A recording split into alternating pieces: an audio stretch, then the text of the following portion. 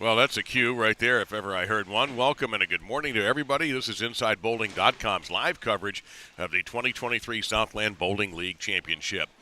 With the godfather of Inside Bowling, Mike Flanagan, I'm Dave Lamont, and we got three teams remaining, or we have three teams remaining, and you're looking at Louisiana Tech and Sam Houston's Bearcats. Bottom line, one of these two teams will not be here in a couple of hours. It's that simple. There are one team, Arkansas State, chilling back at their hotel. They'll be here a little bit later on, and we will determine our Southland Bowling League Championship winner today and nailing down an automatic berth in the NCAAs. The pair we're looking at, 7 and 8 on our 40-foot pattern, neither team has bowled on in this competition, which began on Friday.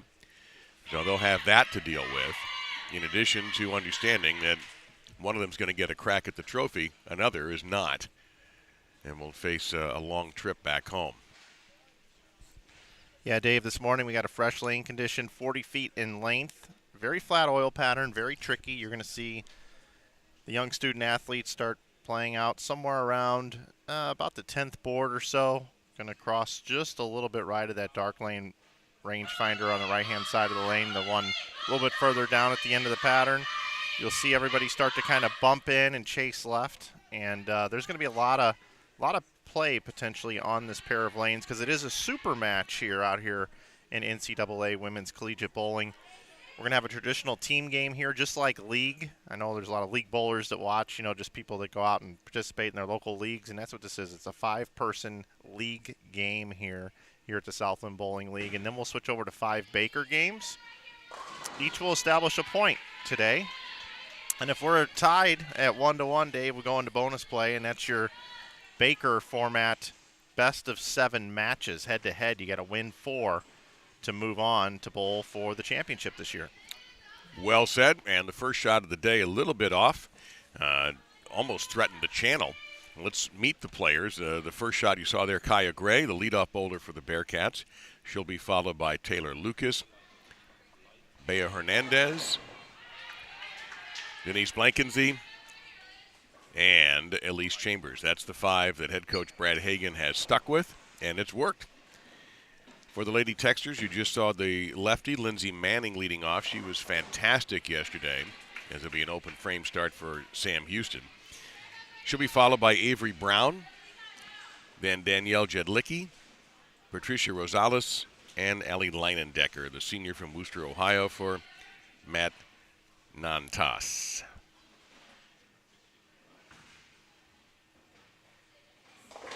A lot on the line here today for Louisiana Tech.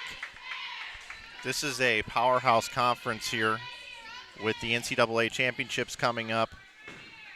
Louisiana Tech, a bubble team. If they should win here today, a lot of work to be done. They would get that automatic bid into the NCAA championships. And Matt joking with us before we went on the air, he says, we always have to do this thing the hard way. They were one of the first teams driven into the second level bracket, the losers bracket, the contenders bracket, whatever you want to call it. But they haven't lost since then. In fact, they haven't lost since then. They've gone 2-0 against Tulane, Stephen F. Austin, and Youngstown State to get to this match with Sam Houston. Sam Houston's trip began with a win over Youngstown State. Really exciting match. Great bowling from both sides. And that was followed by the victory over Vanderbilt, which drove Vanderbilt into the losers bracket where they were eliminated by Youngstown State yesterday, thanks to a 10th frame 6-7-10 conversion. But then Arkansas State beat Sam Houston State to keep Arkansas State perfect, and Sam Houston State now fighting for their tournament life against a team that's been doing it for 2 days.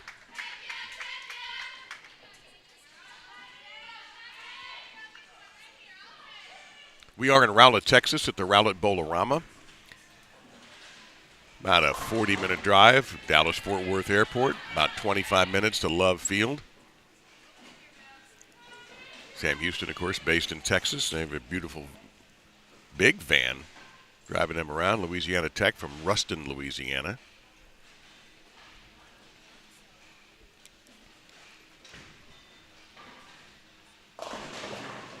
And I think there is, the Impossible Dream right there, unfortunately, for Rosales. That means the 2-8-10.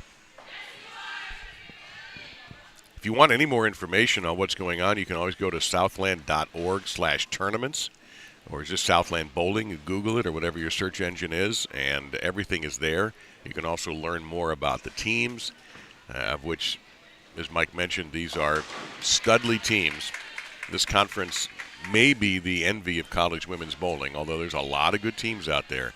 But it's very possible that on Wednesday night's selection show, which will be on NCAA website at 4 o'clock in the afternoon Eastern, that the Southland may play 6 teams in a 16-team format. Yeah, pretty incredible. Yeah, the champion and 5 at large. Obviously, Vanderbilt's going to be in. Arkansas State's going to be in. That's 2. The 3rd seed, Stephen F. Austin, they should be just fine. Same with Youngstown State. Sam Houston State is probable. And now, Louisiana Tech.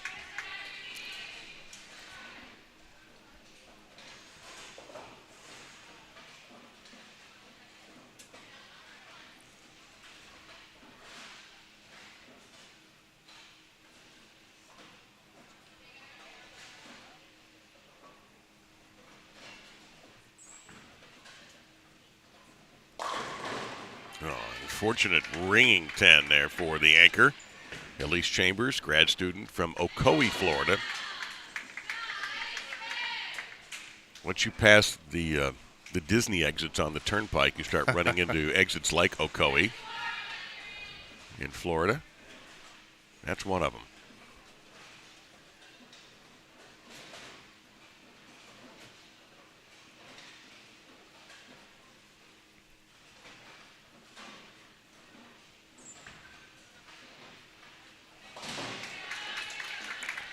Dave, I'm going to bring up our bracket here for just a second and see how the teams made their way in to this round number 5. That's a lot neater than the one I have handwritten.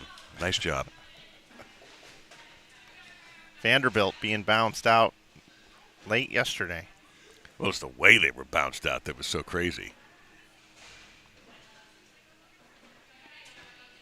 I still see the shock on the faces of the Vanderbilt bowlers when that 6-7-10 was made against them. In the 10th frame. Needed it to advance, and Youngstown State did it yesterday. The looks, the mouth open, the eyes wide, they just couldn't believe it. Nice comeback from Gray, who got off to. She had to throw the first shot of the day, and that can't be easy.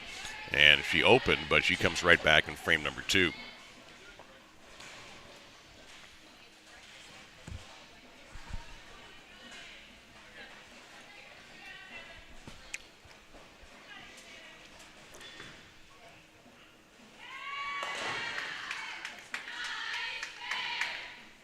So you're maybe wondering, when does the next match start? Because we talked about Arkansas State. Can't tell you. What will happen for the rest of the day is Arkansas State will play the winner. The loser's knocked out. And that will start about a half an hour after this concludes. You know, we were on a nice, almost tight schedule. Of course, yesterday we started the afternoon round a little bit late because the morning round ran long, and there goes that 7-10 for Avery Brown down to just a 10-pin. So 30 minutes afterwards, and then really don't know if we need that ultimate match, match number 14, or actually be match 15, then I'm not sure exactly when that would start, how many minutes time, since it'd be the same 2 teams. Yeah, I believe it's a 20-minute. Okay. A 20-minute reset per rule. No, they're not going to run them, are they? No, they're all the lanes are already ran. But I mean, run them in between. No. Okay, that's what I mean. Yeah.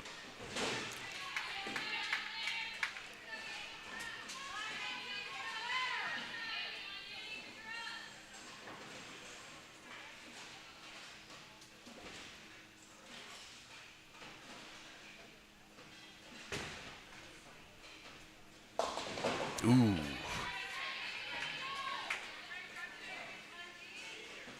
Sam Houston had 3 straight strikes until that. And a powerhouse shot there. Once again, here's somebody else we haven't mentioned. Danielle Jedlicki in the number 3 position, the senior from Murfreesboro, had a good day yesterday and is off to a quick start with a double here.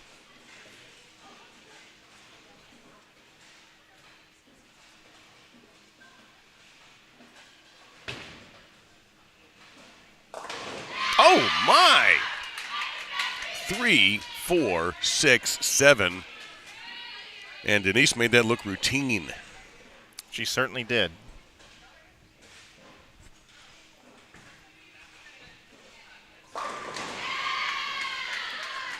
Dave, we were talking about that split conversion from yesterday. I have it queued up here. This was to advance.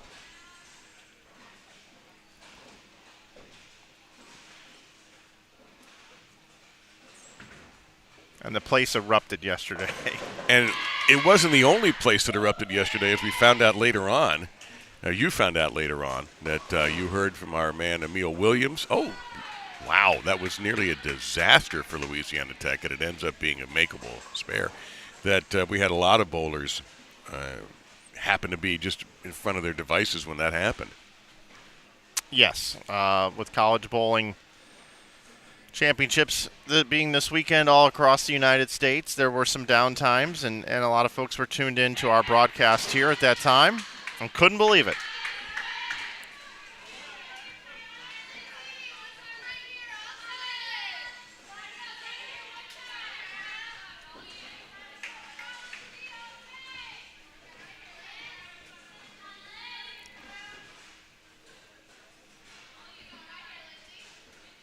Sam Houston has only 6 on the team. They have Alexia Kassman available if needed. But these teams have stuck with what's worked so far.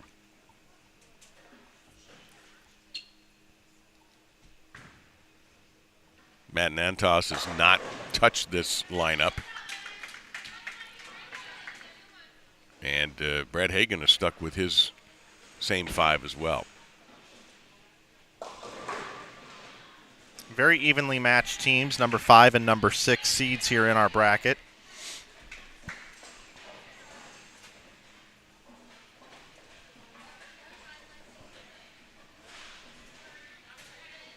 The building, you're a lot quieter than when we had all 8 teams in here. Even yesterday when we had 4 going. But this time of day, there's a miss there by Manning. And it's a quiet place. It's going to heat up. Going for it right here. Oh, my Lord. Converted the 6 into the 4, but just not enough mustard on it. Much like a Jersey Mike sandwich. Yeah, that's very true. Yeah, I had to get that dig in. Nothing against you, Danny DeVito. You're an American treasure. Yeah, the 7-pin wasn't participating in that exercise, unfortunately. Dave, I was just looking at the NCAA bowling RPI. Yes. And Sam Houston is 9th in the country. Louisiana Tech 12th in the country on the last RPI. But there were things going on yesterday that were going to affect Louisiana Tech's chances if they didn't win the whole thing here, which obviously they're in a position to do so. Other matches going on, other schools that might be a little bit lower but might steal a spot. So there's, unless they come out here with that big trophy, then they may, Wednesday could be a tense day for them. But they're in a position to do something about it. That's the nice thing. This isn't one of those deals where you're beaten and you go, well, got to sit around and wait. They can take charge of their own destiny here.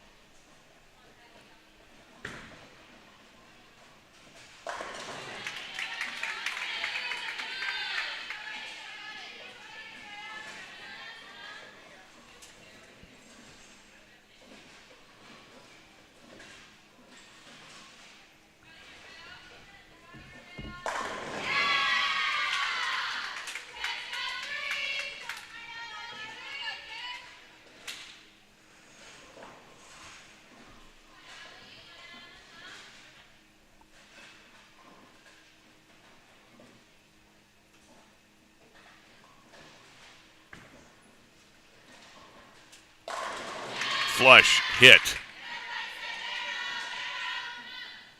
And a double for Bea Hernandez.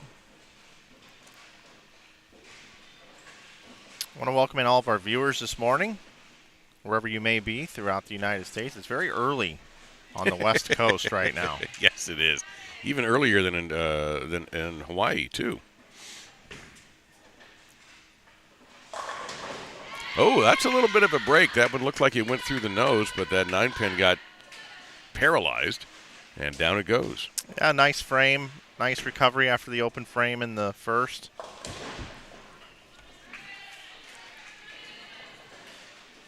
Pretty even here. Yeah, La Tech on a 4 spot, and little trouble here, but listen, Denise made 3, 4, 6, 7. So what about a 2, 4, 10? Yeah, the girls might be a little amped up here this morning. When you see them leave those 2-pin combinations, it's either a targeting miss to the right or just a little firm. A lot of adrenaline flowing here this morning. Yeah, nice no trouble at all. Nice cover. That's 2 in a row of difficult shots.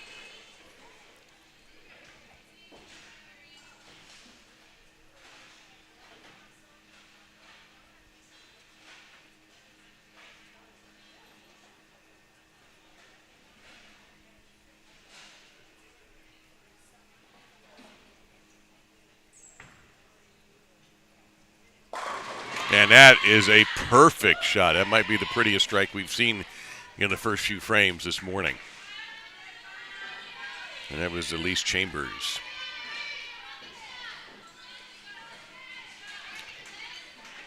So 3 frames, 1 pin difference between the sides.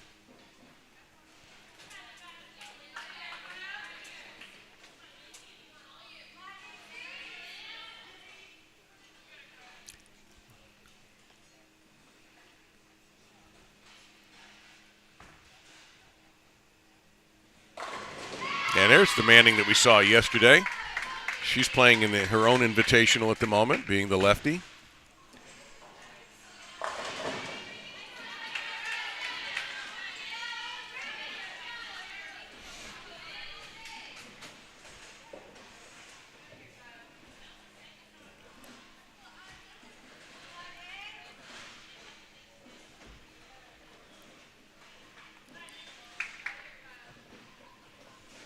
Avery Brown on the left lane for the Lady Texters.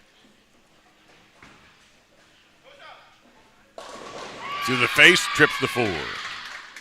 Al Leindecker in the chat letting us know that Danielle Jedlicki, Patricia Rosales, and Allie will all be back next year as fifth-year COVID seniors. Nice recruiting class of Kylie Trexler, Annalise O'Brien. Oh, that's a good catch. And Abby Leindecker coming in next year. Annalise is a good bowler. Wow. Okay, then. That's what we have to look forward to in 2024 here, Dave. Boy, that makes Louisiana Tech a bear of a team. Also have a question coming in from John Martin. Question, do the postseason tournaments count in the final RPI? Do the postseason tournaments have an effect on the 4-seeded teams? Could Arkansas State jump Vandy and UNL for overall second with a win? That's a great question, John. I would tell him to watch Wednesday for that one. Honestly, John, I think that sounds like a bit of a cop-out, but I think that's the safest answer, at least that I can provide.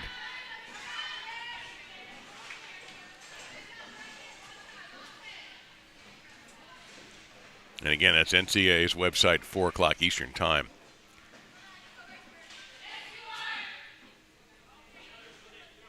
I love that thing that Sam Houston does, and you'll hear it all day as long as they're here.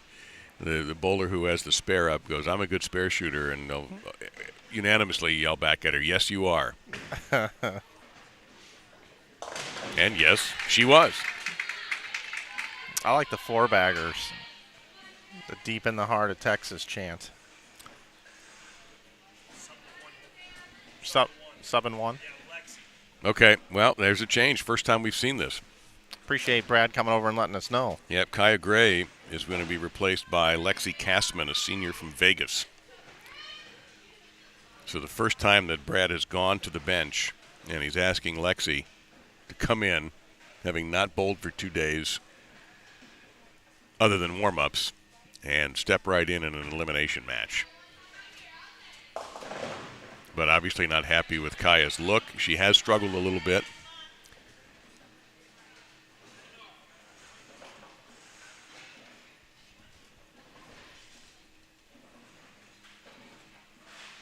There is a warm-up pair of lanes where the bowlers can stay loose. And it's being utilized right now. If you lane 4, it's got to be 3-4 is the pair.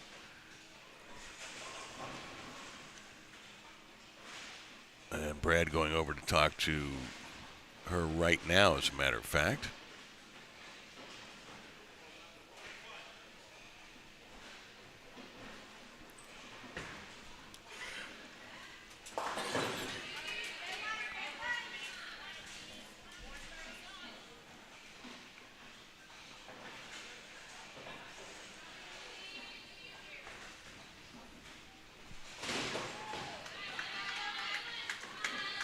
And guess who's going to get company on the left-hand side? Yeah. So Lindsay Manning, who's had it her own way, absolutely, is now going to face Lexi Kassman in a lefty-lefty separate event here to this Southland Bowling League Championship. So big move here made by Brad Hagan.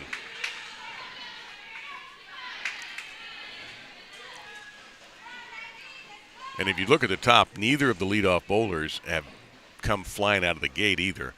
Manning with a single pin miss, although she did get a strike. That's the first time we've seen that, Dave. It's been pretty solid. And Kaya, back-to-back open, she did strike in the second frame.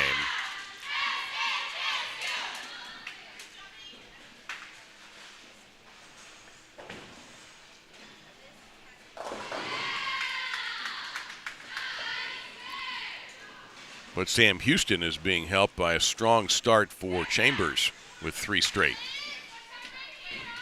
Sam Houston score on the left, and it's going to go back and forth, of course. But just keep an eye on that. That's going to stay steady. But look at what it says on the screen there. Second time. Even. Second time I've seen that word in all the matches. So her first shot, official shot of the tournament for Lexi Kassman.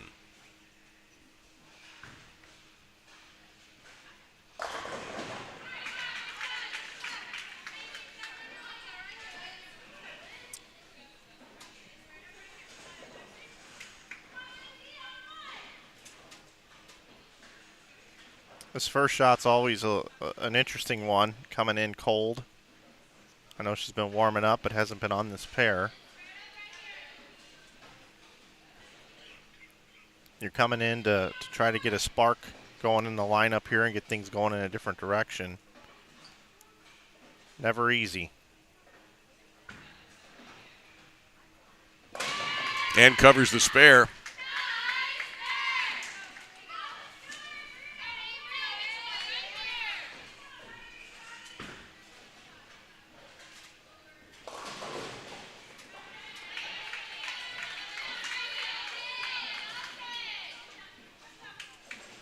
My mistake. I'm getting my lefties. Only 2 lefties here. That was Manning who had the spare on the 7. That was Kassman's first shot. So,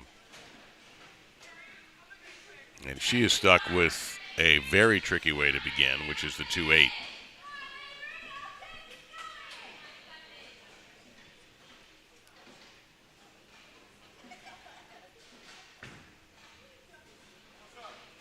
Brown. No, thought she might get a trip there. This spare's super important on this first shot here. Coach Hagan looking to fill some frames in the 1 hole. There we go. All right. So out of the 1 hole, just the second mark through 5 frames, but maybe a steadying influence with an older player too, although Gray is also a senior. So plenty of experience. The Sam Houston team junior, sophomore, 2 grad students, and 2 seniors. So he's got some work to do in the world of recruiting.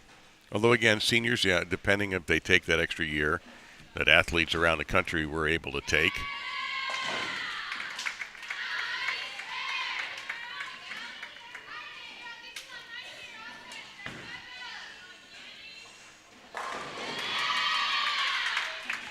Can't throw it any better than that.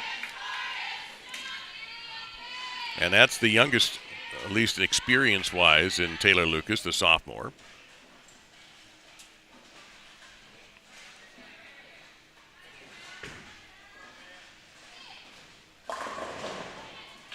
That's good recovery for Jedlicki after the split.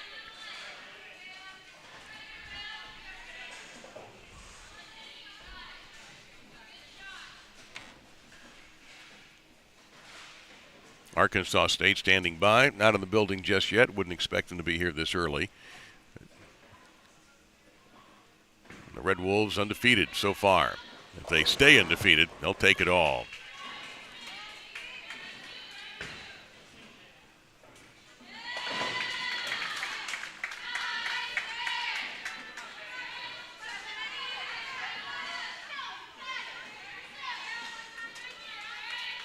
Once again, that's about the third 2A10 we've seen so far today. Always a frightening leave because it's virtually impossible to pick up.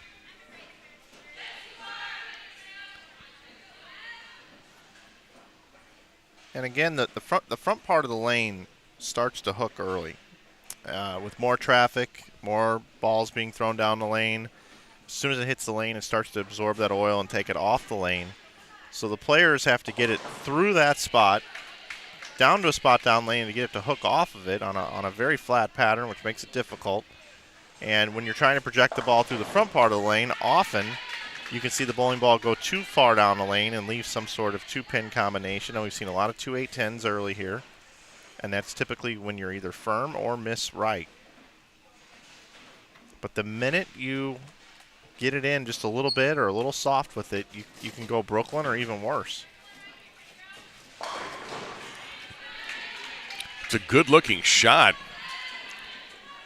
from Blankenship. Just bad break on the ringing 10. Yeah, the move, I mean, by the time we signed off yesterday, we had a few bowlers, the right-handers, very left with their feet. Well, that's a mistake that you did not see coming. So it's been a little while since the Lady Texters have put up a strike on the board. You've got to go back to the 4th frame when Avery Brown did it. Yeah, very slow start here this morning, Dave. I'm a little shocked at that. It is early here in the morning, and you know, we got here about an hour before we needed to be here to go on the air, but they were already here and had been here for 20 to 30 minutes, so the players were warm coming in, even though we did start at 8 a.m. Eastern here. Yeah, they had to warm up on a different set of lanes and then moved over to the pair they're using, so that shouldn't be the excuse. They should start loose, but I wonder if nerves, except for her, I wonder if nerves are a factor here, because that's a 4-bagger for Chambers. Yeah, and coming into the event, I thought we would see Denise anchor Sam Houston, but I've been really impressed with Chambers and how she's been able to perform late in games when her team needed her the most.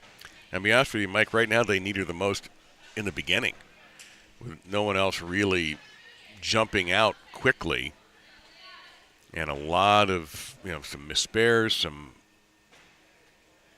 difficult leaves. They've really needed her to be steady, and she's been more than steady. There we go. Yes, and the substitution beginning to pay off. There is some fire there.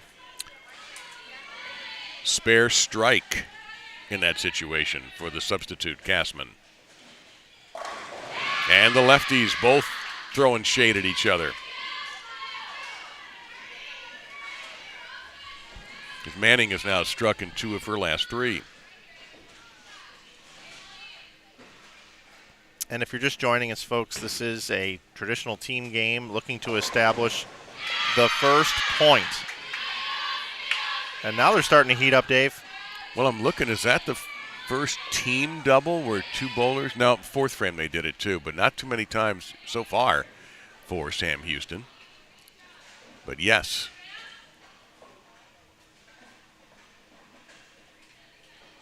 After this, we go right into 5 Baker games, total pinfall. And if the issue isn't decided, we'll go best of 7 Baker games where total pinfall won't be counted. It'll just be, I won a game, I got a point. And then you get to 4. Yeah, they call these super matches. You really get to see it all here. Well, that's dead solid perfect for Hernandez. And all of a sudden, that's 4 in a row. As you could tell by that chant, in case you're wondering. And Avery Brown been strong in that number 2 position for the Lady Texters comes through. She's got 4 strikes in 6 frames. Yeah, building a little momentum now with the strike that Allie got at the end of the 5th frame. Now 2 strikes to start the 6th. Nope. Messenger's not going to have enough strength or get there in time, but still, maybe they're settling in, starting to work the pattern a little bit and get the nerves out of the way and just concentrate on bowling.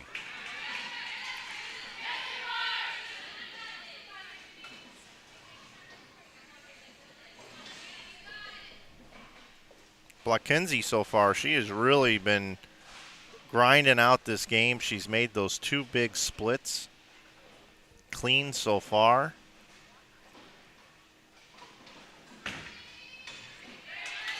Still on pace to bowl right around 200 because of her exceptional spare shooting. And it has been tested. She converted a 3-4-6-7 and then a 2-4-10 back-to-back frames. So you don't have to question her ability to shoot spares. Well, that's how you do it. That's textbook right there on that bucket. And when you make spares like that really speaks to your accuracy. Also gives your team a jolt, I would think. Absolutely. Wow. Chambers clearly had a healthy breakfast.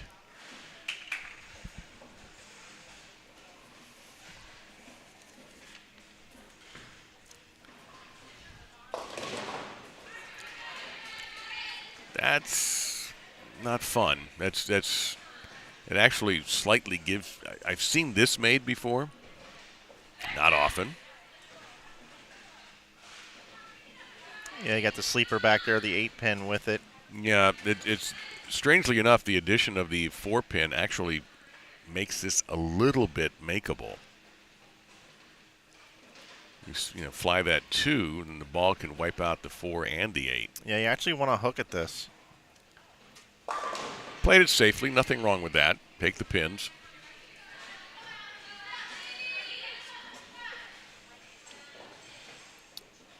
Sam Houston now with a lead of 35. Yeah, and Elise Chambers, the big reason why the anchor player was spare 5-bagger.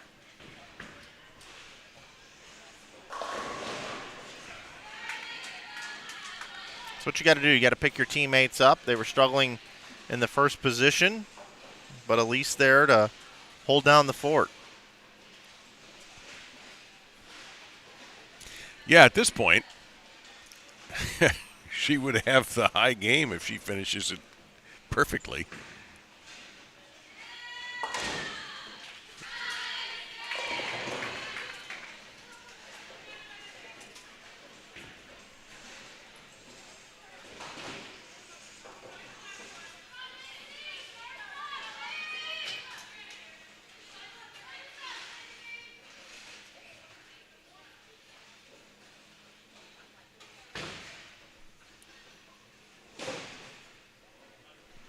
More warming up going on. I can't quite see who that is. There's a lot of traffic in the way. But it's interesting. If Louisiana Tech decides to sub, that'll be the first time in a long time they've used anybody but this 5. In fact, I don't think they have used anybody but this 5. And then for the first time since Friday, Brad Hagan went to his bench and brought in Lexi Kassman to take over the leadoff position, and she is up on lane 7 with what appears to be a makeable spare.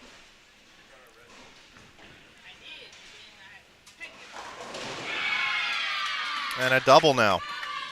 Well, that's Manning, who's been terrific in the leadoff position.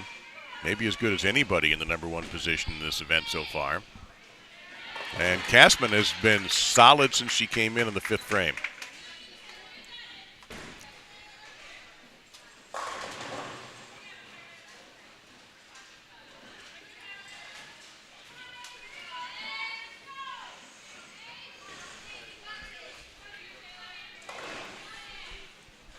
The Baker game, by the way, will come fairly quickly.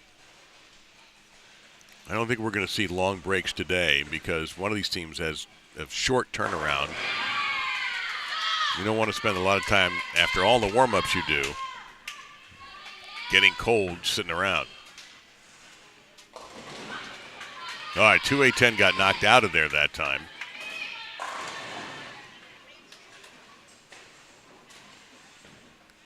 Not that a 210 is what you want to do for your summer vacation, but at least it's doable.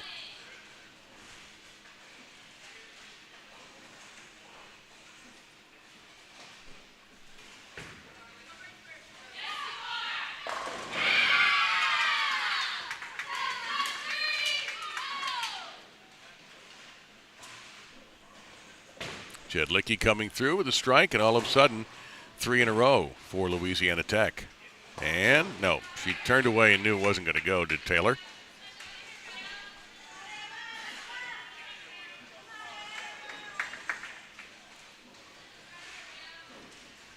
Just one pin separating these teams. We're through 6.5 frames.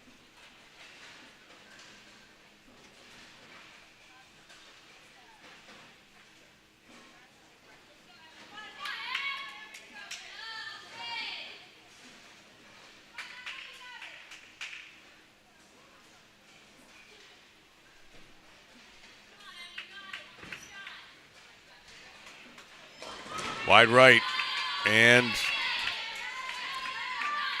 back-to-back 210s for the Bearcats.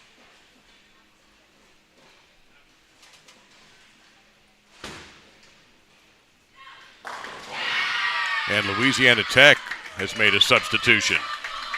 Yep, right there in the 4-hole. Going to number 16. Emma Cook. From Slocum, Alabama, a senior. This is an experienced Louisiana Tech team. You've got a couple of reserves in Allison Sand and Bailey Snow, sophomore and junior. Everyone else is a grad student or a senior. So the 210 trips up Sam Houston back-to-back bowlers. In the meantime, Louisiana Tech has put down 4 in a row, and no. Is Allie going to roll it? No, no. Seen those messengers threaten but rarely come through for the bowlers. Yeah, a massive frame here in the 7th for La Tech. 2 bowlers ahead, so the scoreboard doesn't quite tell the story. Shows a lead right now, but after Sam Houston delivers shots here by player 4 and player 5, Sam Houston will still have a little bit of a lead here. Denise coming through. She has had an interesting trip through this game. Between solid strikes like that last one and crazy leaves that are converted, yeah, it's wild. Yeah, Blakenzie can still bowl 236, and it wouldn't shock me if she was in the 230s here. But look at this woman right here, Elise Chambers. Light, and how about this? The third 210 in this frame. Yeah, they're very tricky down lane at the end of the pattern right now. I mean, to see most players leaving this spare, especially on the left lane, just tells me that the oil is either pushed a little bit down lane or they're just playing tighter. Yeah. There's less room for error on that right lane. Left lane, excuse me.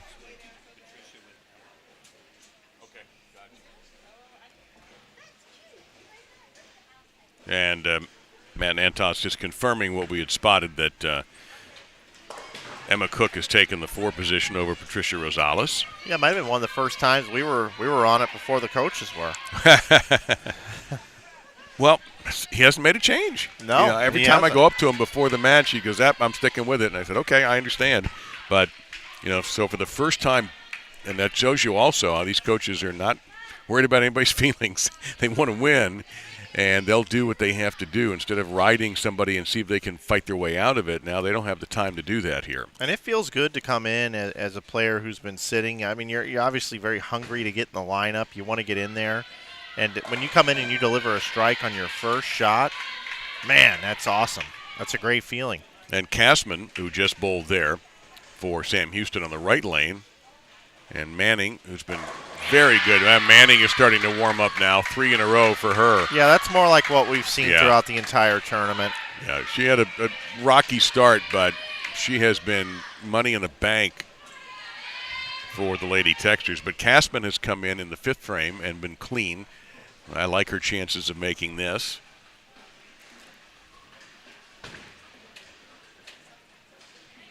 I'm glad she did, because that would have been my fault if she'd missed it.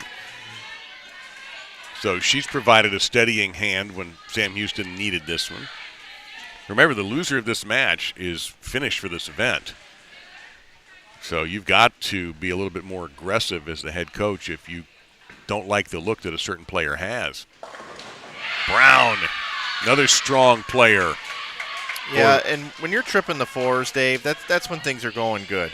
And clearly it looks like the miss is left, not right, especially on the left lane. Well, I just think Brown spins it a little bit more than some of the other bowlers here. And she can sort of sneak her way out of trouble. She's put up 3 in a row. Manning has put up 3 in a row. And, Mike, this is exactly what happened yesterday with Louisiana Tech when they were in the elimination bracket. Their top 4 bowlers all bowled 200 in the traditional game, and only Allie Leinendecker was in the 170s, but they won. They were in very good shape. And once again, the top 3 here are hot, and the strike has come from Emma Cook, the sub, in the 7th. So the top of the order, that's not an easy shot, but that is back-to-back open frames for her. Yeah, that's an error.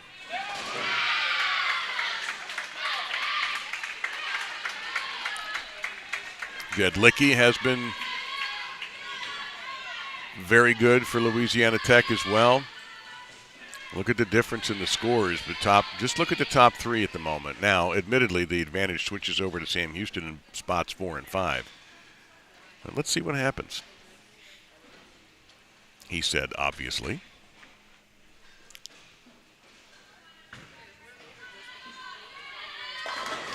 Oh, nice. Hernandez. A critical strike. It really is, because it is very tight here now. Crossed over right there, Mike, as you mentioned. That's starting to happen early. We have a lot of bowling left.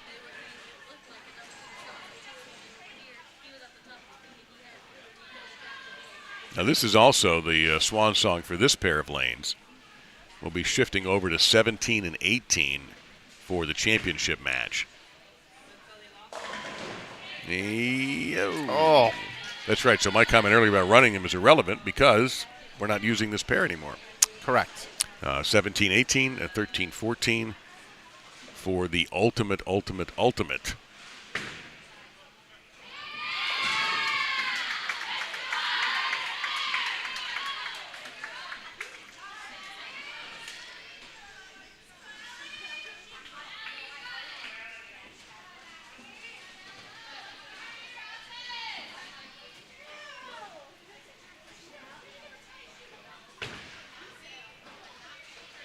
I'll take one more look at McKenzie's shot. Watch this messenger.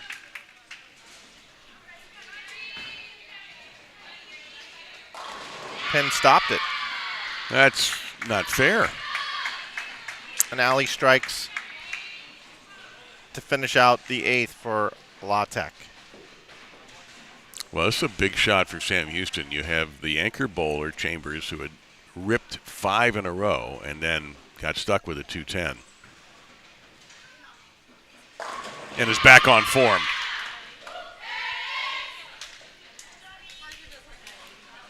So let's take a look here. 16-pin lead currently for La Tech. So we got a lead change here. And if you look at the marks coming down the line, Sam Houston, 2 spares, 2 strikes, and an open frame. 2 doubles, a strike, and 2 spares for Louisiana Tech. So even though it says 16 currently up there for your lead, the lead is actually a little bit more than that with the marks coming into the foundation frame the 9th. Yeah, lane 7 getting us to re-rack. Manning looking for a 4 in a row. Pretty decent. Yeah. Pretty decent shot there. Could have gotten the break and gotten the 8 out, but some would say she got a break by getting the 6 to fall. She would probably agree with that.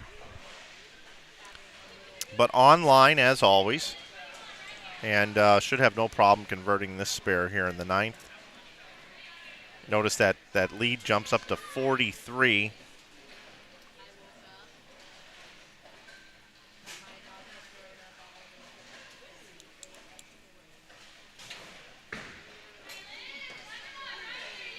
Ooh, crossed over and did not hit very strongly, leaving that 5-8 behind.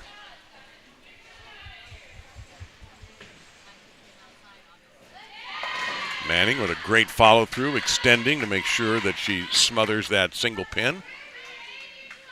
And remember, when we move over to the Baker format, Coach Hagan could bring back his leadoff bowler. She is allowed to practice over on the practice pairs, work out any sort of issues she may be having here today. Hey, you don't know, is it a physical issue? Is it your look is bad? Are you uptight? Is it a mental issue? There's a lot going on, and so many different possibilities when things aren't going your way. Oof, that was close. Interesting way to attempt that spare, being left-handed, going right to left. Straight. Now Brown trying to go for 4 in a row. Through the nose, and she caught a break.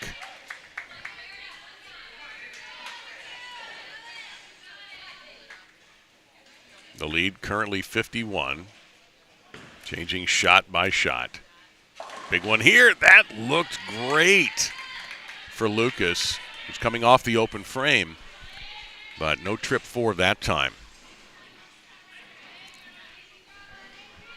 And you're in that position now where every spare, every pin making a difference because there's no clear-cut winner here. Louisiana Tech seems to have an edge, but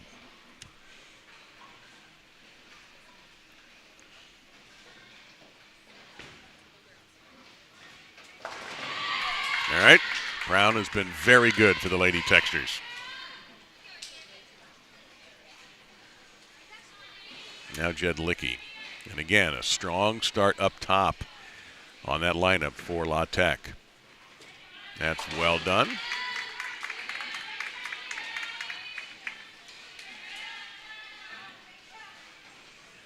.216 possible for Manning. Brown .225 possible.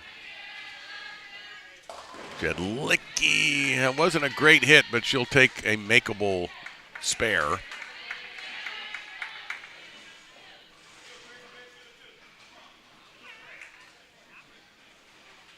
She can go 209 if she was able to knock these down.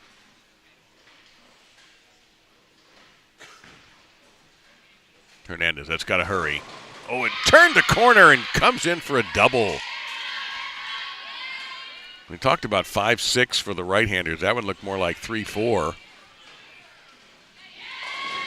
Good spare shooting.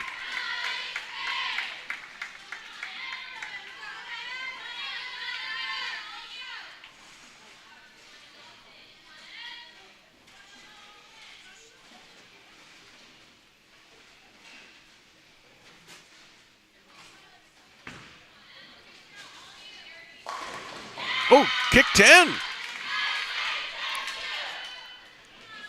Well, Blankensee, Mike mentioned, Mike knows her game very well. Thought, she could easily punch out.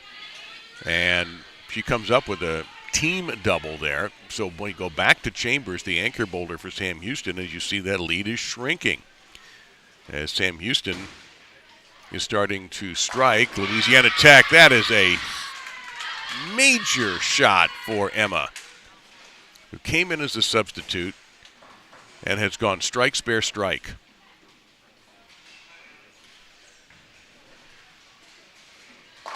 And look at Chambers just doing exactly what you demand of your anchor bowler. Well, I enjoy this because this is coming down to the 10th. Now Leinendecker looking for a double. Woof. Wow. Wow.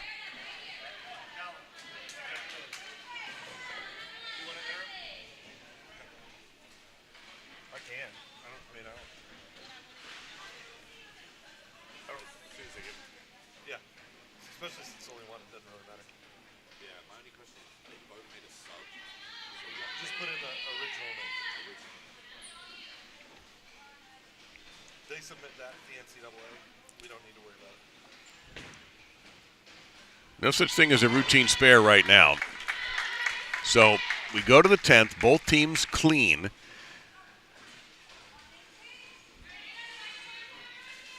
Louisiana Tech, their score on the right, 4 spares and a strike.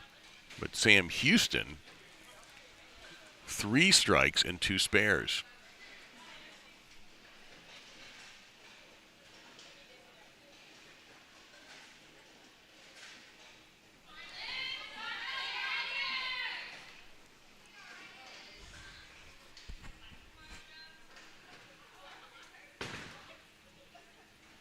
Castman, wide, a little too wide, but a solid leave.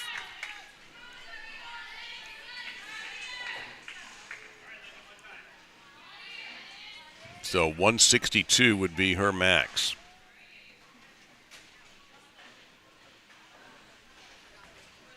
Manning. Man, has she been a big-time bowler for Louisiana Tech. That 216 is still possible.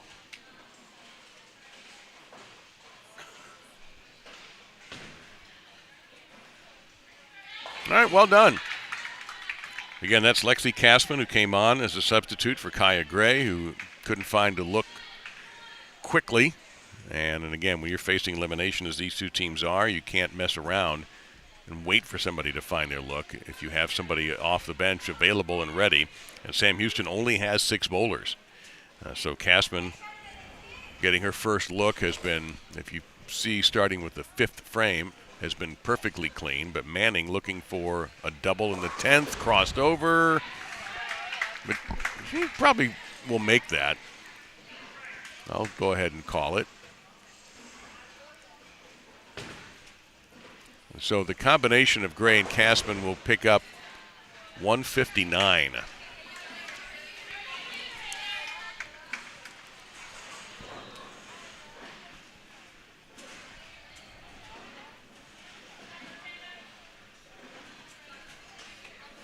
Dave, I've got this thing close to even. Oh, no doubt. Look at the way that Sam Houston finished. Yeah, I mean, player 3 and player 5 here for Sam Houston are going to be the keys to victory. Well, Manning, who had 2 224s yesterday and a big strike for Taylor Lucas. 206. She had exactly 224 in the other game she bowled in the traditional format, the team game.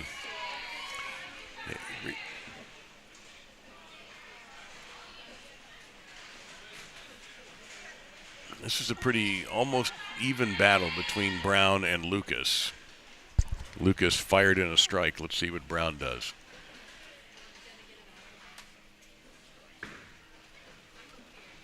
All right. Trip trouble out. Extra pin of count.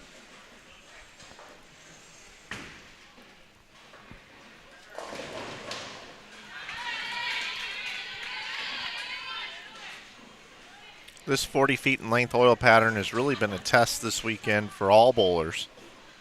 I really like the way the pattern is played. Shot making at a premium.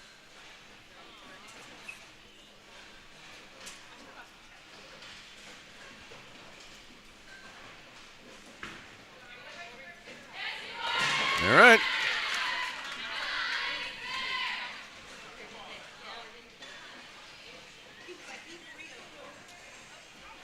.214 possible for Brown. Lucas, 182.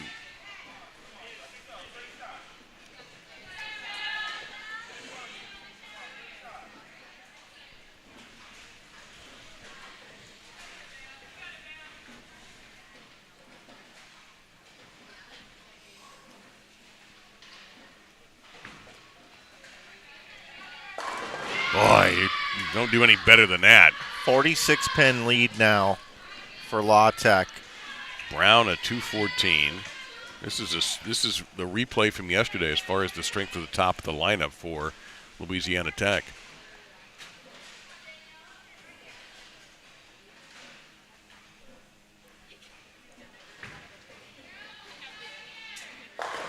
Oh, kick save and a beauty. And very quietly, Hernandez, not an emotional bowler. She just throws her ball and walks away and comes back and does it again. But yeah, and that was huge on the double. Yep. Adds 30 pins right there. Notice how the scoreboard changes to -16. Gotta hurry. I've got this match all even now. Yep, Jed Lickey with a 210. We have seen, as the late Howard Cosell would say, a veritable plethora of 210s so far.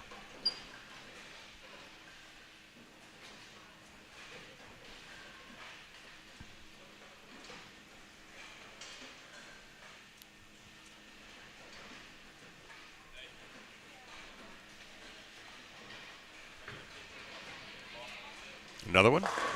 Yes, Hernandez. They're so matter of fact. Yeah, I struck. That's massive. Truly massive there. That double in the 10th puts them right there. Because a strike here would put it to a 3-pin game. However, that double on the bottom compared to just a spare is a difference of 20 pins if the player strikes out. So on the left, you've got Emma Cook, who came in the number 4 position when Rosales was struggling and has gone strike, spare, strike. And she is on a strike. This left lane's been a little troublesome. And she's the only Lady Texter who entered the 10th frame off of a strike. Sam Houston finishing very strong here.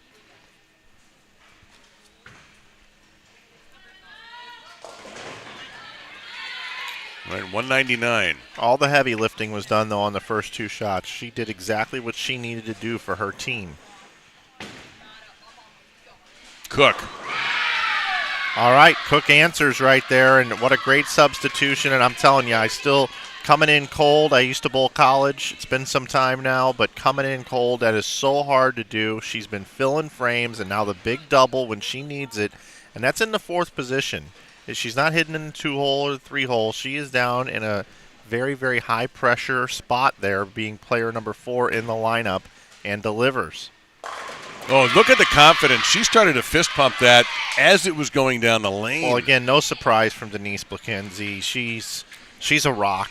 She could be an anchor player on just about any other team out there in college bowling. And she picked the 2 big splits early in the game, and that could end up being the difference for her team. The first one was a 3-4-6-7, and then a 2-4-10 to follow. And she's been rock solid down the stretch. So but how has about she. that? Wow. What? You love to see it. You love to see players stepping up at the end of the game in a pressure situation with all your teammates standing there just looking at you saying, come on, let's do this right here. And to deliver those strikes down the stretch, that's just awesome. I'm going to get a possible 183 out of the 2 players, Rosales and Cook.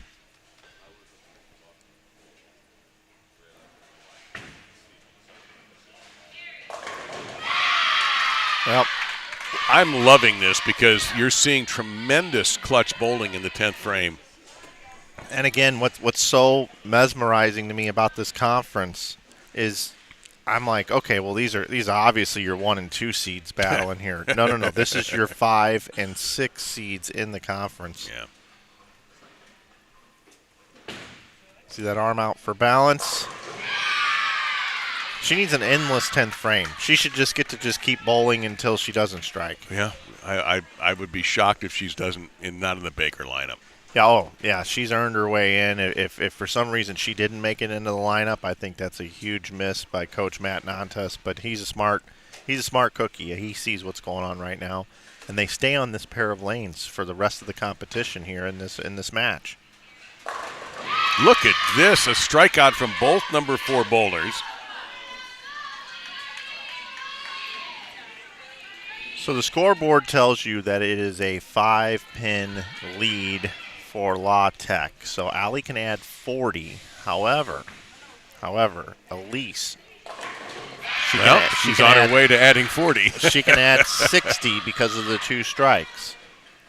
So this first shot right here is the shot of the match, especially with Allie applying the pressure with the first hammer in the 10th.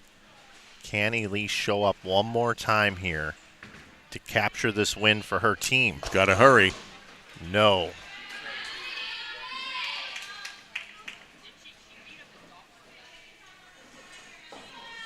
She has to make this. Well, to have a chance. Everything we've seen for now 3 days, I'm not betting against her.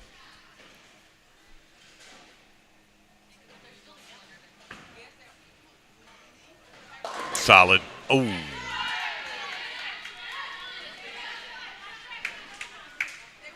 So La Tech get to 987.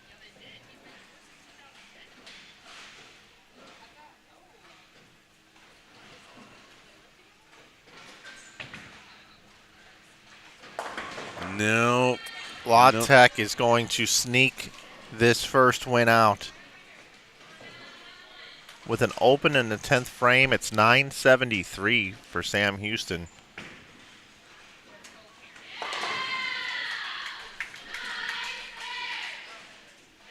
And look at the consistency across the team. A couple of 180s, a 2-teen, a 2-0. And you said it yesterday, Dave, when we were trying to look at target scores. What's a good target score you want to bowl to have a chance here? And you want to be somewhere between that 950 to 1,000 mark, and that's exactly what it took to win the first one. They both were. It was that close. And I think if you get to 1,000, you should win.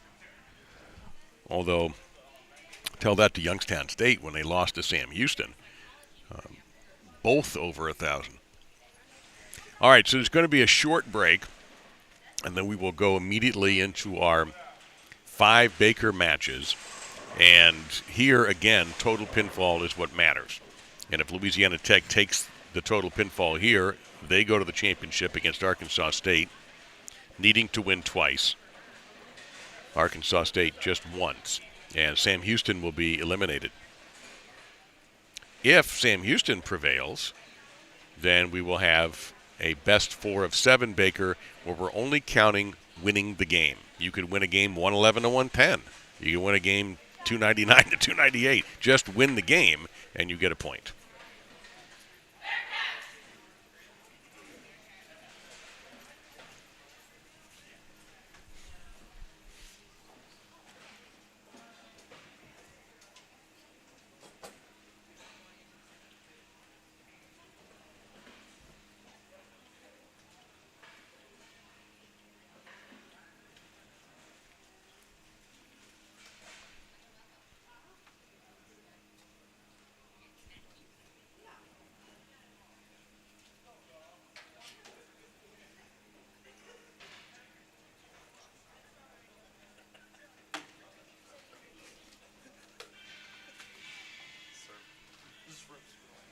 Teams can wait and take a break here, and that's what we're experiencing right now. As soon as the teams are ready to go, Dave and I will be back with the action. Be back here in just a moment right here on Inside Bowling. Good stuff, Mike.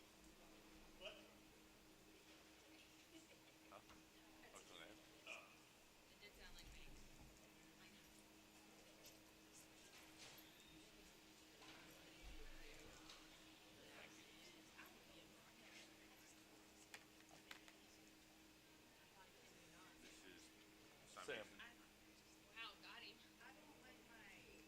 Did I just hear a got him? Got him.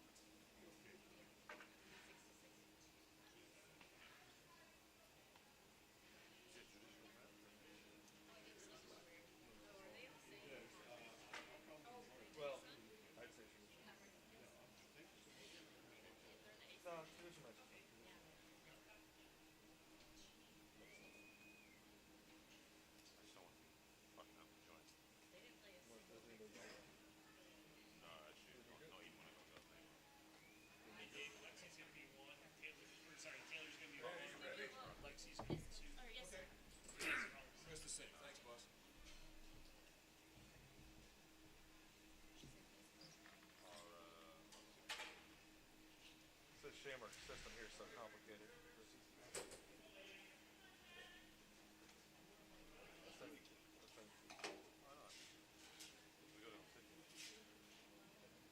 They were going to come. They're going to swag it.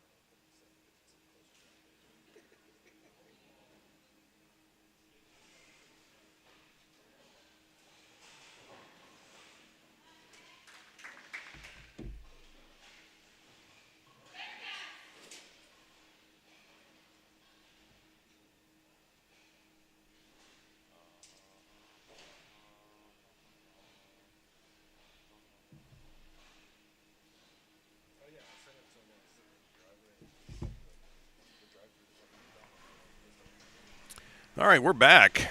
Actually, we never left, but it's just sort of an industry thing. I don't know.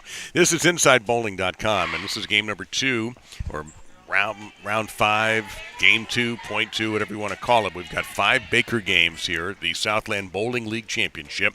And this is total pinfalls, what's going to matter. You see Louisiana Tech with a 14-pin win over Sam Houston that came down to the anchor bowlers. And the winner of this match will advance to play Arkansas State for the championship. The loser is eliminated. And with Mike Flanagan, Dave Lamont here on InsideBowling.com.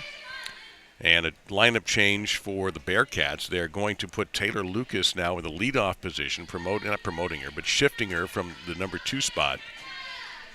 And not surprisingly, Lexi Kastman is staying, but the left-hander is moving to the number 2 position. Otherwise, you will still see Hernandez, Blankensee, and Chambers for Sam Houston. And we didn't get a lineup from Louisiana Tech, but that's Manning with a leadoff strike, of course. Yep.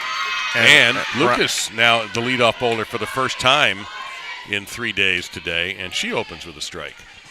Yeah, and then you got Avery Brown here, a bowl second for La Tech. I would imagine Matt's going to stick with the same lineup, but we will see as we go through the lineup here. Again, Baker, the first bowler, bowls the first and the 6th frame. The second bowler bowls the 2nd and the 7th. 3rd and 8th for the 3rd bowler, 4th and 9th. And the 5th frame bowler will also bowl the entire 10th frame.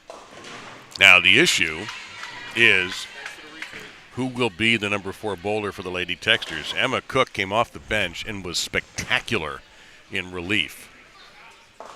And Kastman, well, just didn't have enough juice going through the pin. So, don't know. We didn't get an indication whether he'll go back to Patricia Rosales or stick with Emma Cook. That's Emma right there with her hands on her hips in the foreground. Yeah, if it were me, Dave, I would probably move her to the 3 position coming in off the bench and go ahead and put Rosales down in the 4th position. But we will see. Yeah, but then you'd have to sit Jed Lickey, who has been very good for you, and that's her right there.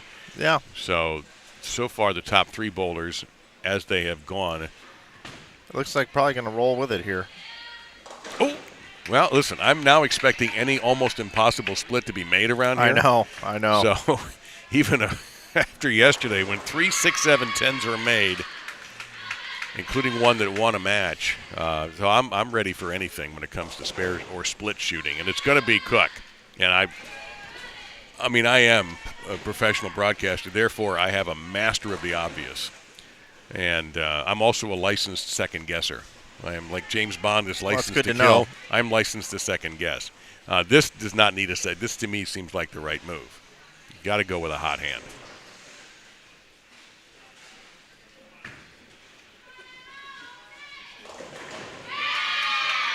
Now Hernandez during the short break was getting that right wrist, getting some athletic tape added to that, and maybe even a little bit of a light wrap.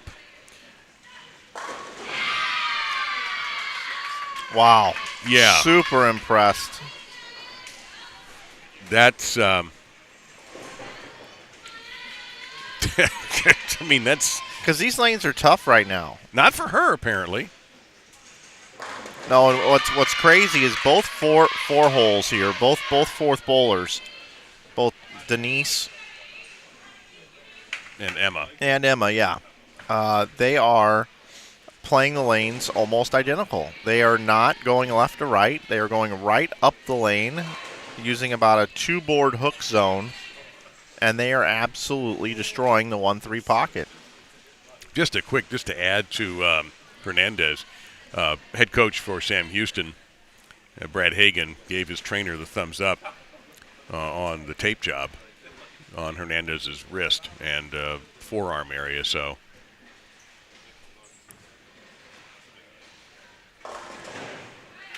and remember, Sam Houston just has 6 bowlers. So right now on the bench is Kaya Gray. So I'm sure they'll be watching the Hernandez situation carefully in case Gray has to tap in.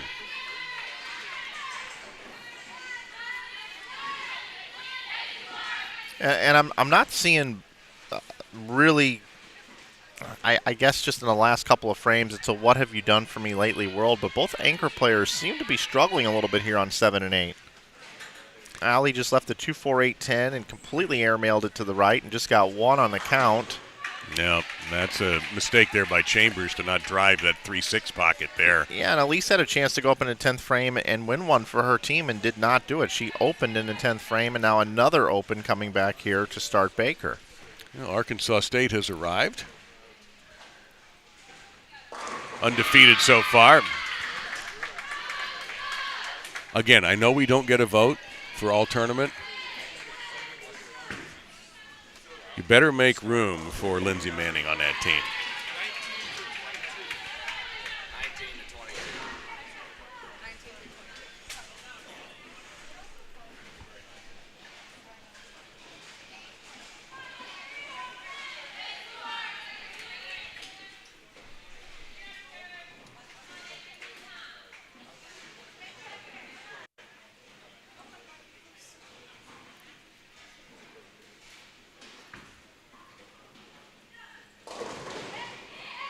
Yeah, that's going to go. Yeah, that has to go. Gravity is never lost, and gravity was working in Brown's favor there.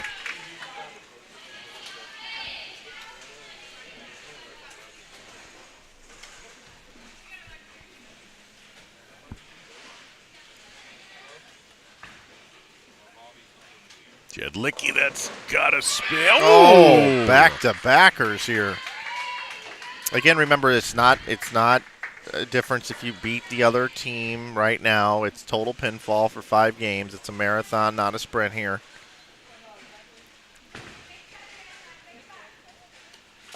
Cashman, and that. She's got a little slower ball speed. Yes. And she has to shape it a little bit. She can't go quite up the lane. Looks like she's also using reactive resin. Everybody's favorite bowling ball, urethane, has made some appearances here. Yeah, and Manning, the southpaw for La Tech, she's using urethane. Well, what's that line from When Harry Met Sally? I'll have what she's having. Whatever Emma Cook is throwing, just start selling them like crazy because she cannot miss at the moment. Yeah, and there comes a point, too, that you might want to consider even dropping her down to the anchor position because she hasn't missed in a while. Is it Brianna Clemmer that does that with the left arm, Yes, too? it is. Yeah, I thought so. Yeah, shout out to Brianna Clemmer also right now. She made a pretty powerful post this week on social media. I saw it. You know, some bullying happening out in cyberspace and social media to that young lady, and she's been pretty quiet on social because of that, and that made me really sad to read, but I'm glad that she came out and said something. Even the great Jason Belmonte shared the post and shared his conversations with Brianna Clemmer over the years and his support of her and just all of humanity. I mean, it's insane what type of world we're in at times. So there's a lot of great things in our world and some bad things as well. And shout out to Brianna Clemmer here. I just want to take a moment just to say my dealings with her has been unbelievable over the years. She's a very bright spot in our sport and just a great human being. Yeah, very nice. I had a chance to do a show last year that she was on. I forgot if it was in Minnesota or in West Florida, but yeah, I really enjoyed talking with her, and she's a tremendous talent, as everybody in bowling knows. So I believe she almost bowled 900 last year in an event. She had a couple of 300 games back to back. Was I there for that? There was an event where I know they all run together after one. Not like I do this every week, but like you do. But yeah, I fully support Brianna, and just some people I get their thrills the wrong way. Yes, and absolutely, that's the wrong way. But you know what? She's got a lot of people by her side and who have her back, so she'll be fine. In the meantime, you know what's fine? Louisiana Tech. 206.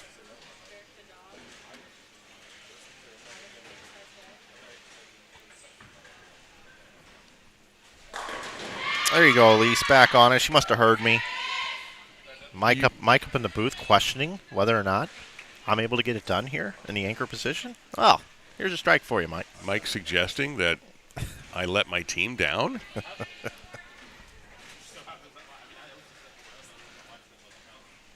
Well, this is pretty serious right here because it's a manageable deficit if Correct. she punches out. Yep.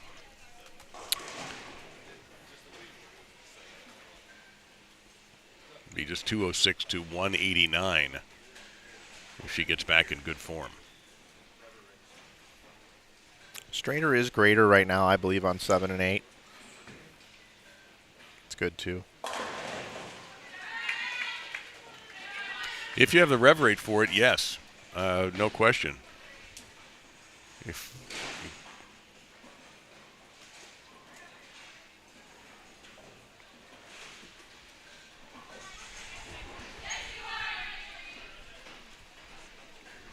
I'm a good spare shooter. Yes, you are. If you only hear the back end of that, the yes, you are. It's the it's an interesting motivational technique used there by the Bearcats.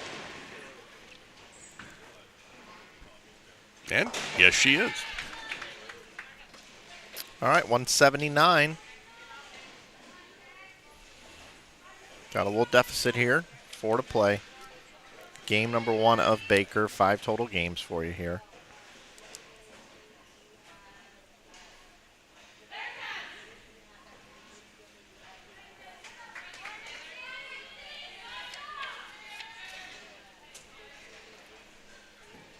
We go immediately into game number 2. Pretty soon you'll start to hear some more bowling going on as the Arkansas State team just hasn't started yet, but it won't be too long before they start getting ready. Right now there's just getting shoes on, looking at phones. That 8-pin got knocked out of there, did it not? Yes, it did.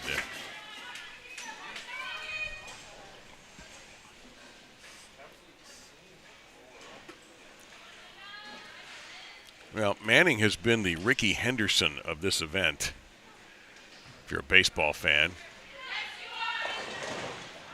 And that is a little light for her, but still manageable.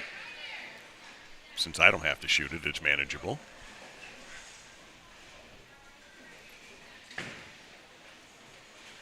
And, no. Caught just a little bit too much of the 2-pin there. Is that a half a dozen or so of these leaves we've had so far? Oh, yeah. 210? At least. At least. It's a very common leave right now with this 40 feet in length, very flat pattern. You sail it just a little bit right, you're going to have a hard time getting back to the strike pocket enough to knock the 2 down, and a lot of times the 10 will stand. So a quick start in the opening frame for Louisiana Tech with a mark as opposed to an open frame for Sam Houston. Lexi Kassman. See what adjustment she makes. Slow again with the speed, but gives it time to react, and that one read the pattern beautifully. Yeah, she had been going through the nose a little bit too often. Yes. But made a wonderful adjustment.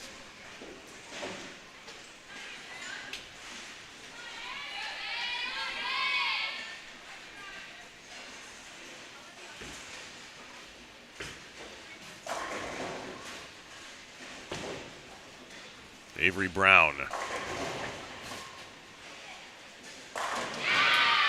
Seen a lot of that since Friday from her. That might be the best shot she's made today. She might be the strongest thrower out here at the moment. Although, come to think of it, if you're Emma Cook, you're going, hey, have you not been here since I started bowling? Yeah. So, yeah, good point. Louisiana Tech is known as a team with some strong bowlers, power throwers, and we're seeing it. Yeah, speed dominant.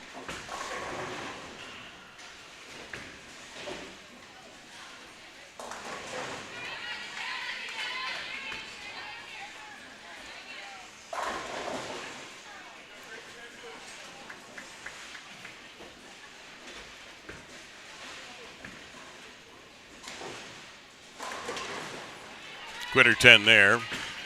Take a look at that right wrist area for Bea Hernandez. Has been looked at by the trainer for Sam Houston, who taped her up. Oh, that's a surprise for Judd Lickey to miss that.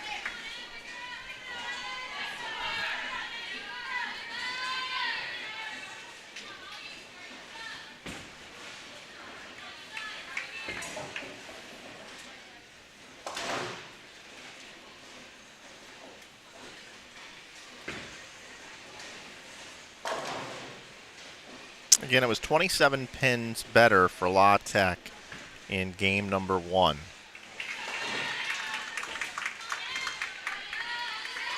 And if you're Arkansas State right now, you are rooting for Sam Houston, because that would force a 4 of 7 Baker and give Arkansas State time to, although they're warming up right now, they have to be ready just in case this ends. But, you know, they're getting loose. They wouldn't mind seeing a tired team come in to play them for the championship of the Southland Bowling League. Yep, they're warming up on lanes 19 through 22 currently right now. 17 and 18 will be the championship pair. It sure will. And the InsideBowling.com camera is already poised to jump into action when called upon.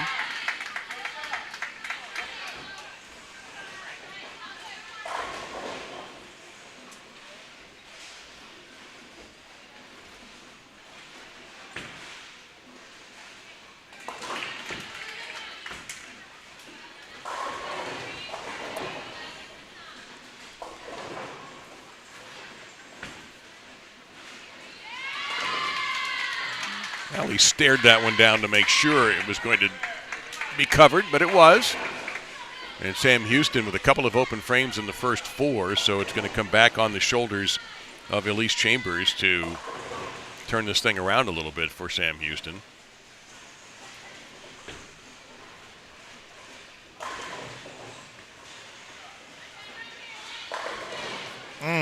Great shot there by Elise. Thought she had.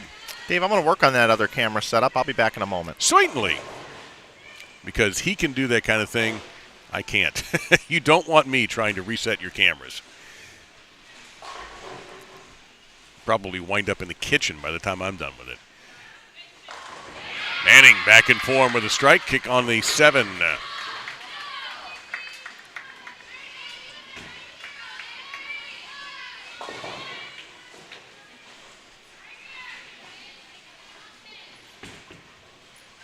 Suddenly, this is a big spare.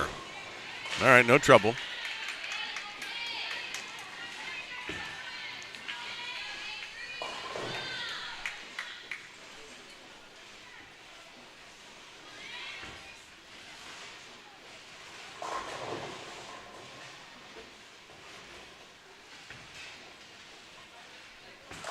Crossed over and a light hit leaving that 5. No drive, no 5 is the old expression I heard about 1,000 times. Directed at me. Kick.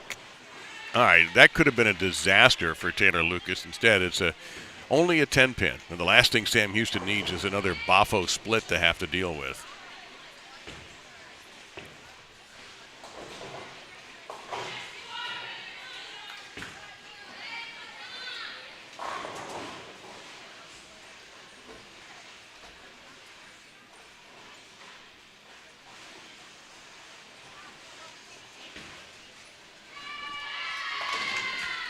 A lot of bowlers will tell you, league bowlers, you know, or even recreational bowlers, that the 5-pin, oh, that's a big mistake there for Lucas to miss that single pin. I was going to say the 5-pin is almost like the pins are laughing at you when you leave a solo 5, and it can really get into your head. And then if you happen to miss it, then you really feel terrible.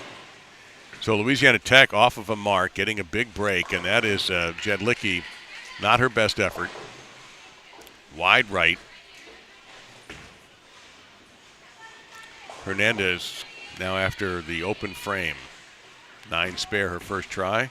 Excuse me, that's Kassman. And Kassman has doubled in this game, her personal double. She is the only Sam Houston bowler to strike. She is also the only lefty they have. So Manning has had company, but it certainly doesn't seem to have affected her game one bit. And Louisiana Tech may be in a position to put the throttle down. Instead, leaves the door open a little bit here. However, somebody who's very good at slamming doors right now is Emma Cook, and she is up on the right-hand lane after Hernandez on the left for Sam Houston, who desperately needs a double.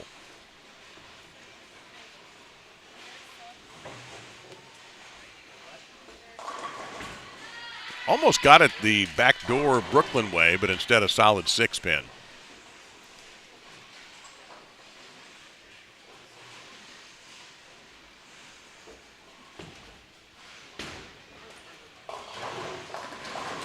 And that time, trying to pump it right down the middle of the strike zone, ends up a little bit high, but salvageable spare opportunity for Emma.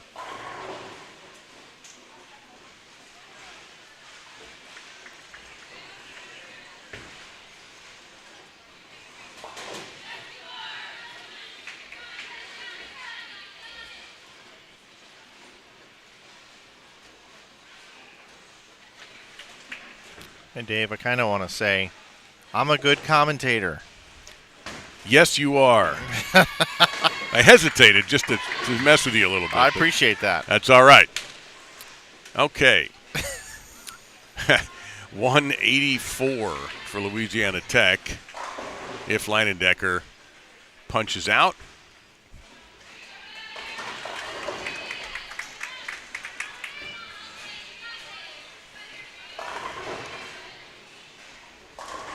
Ooh.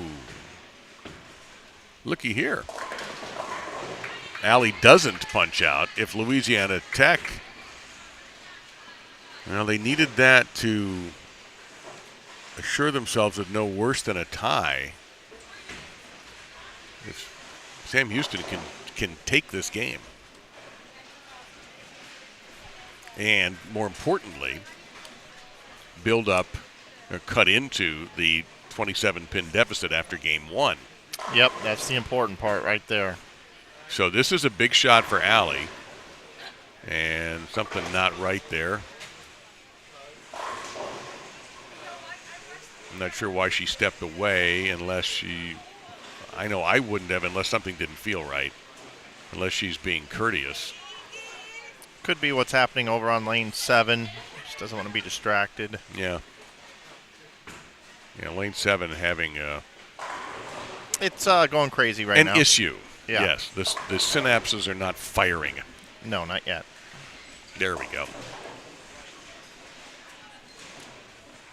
You're wondering what's going off to the left. That's the practice warm-up area for this game. So whether or not these are just players who are trying to stay loose in case they're called upon, or the potential for another lineup change. Don't know. So I noticed that Allie has decided also, now she's going to look. I thought she wasn't even going to look at Denise, who you can hear rips the rack.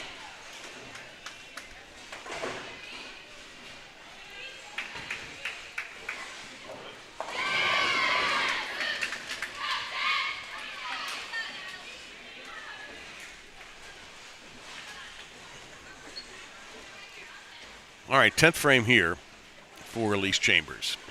That was a pretty important conversion for Leinendecker and Louisiana Tech, just in case Chambers doesn't take it off the sheet. Double here would cut into the lead. Well, there's half of it. That puts them in the 170s now, which draws them even with La Tech in game 2. 171. So with good count here, Sam Houston's definitely going to cut into the deficit in the single digits. Can they get to 184, though, and pick up 13 pins? 377 for Louisiana Tech. We always like to target 200 average, and so that's slightly off.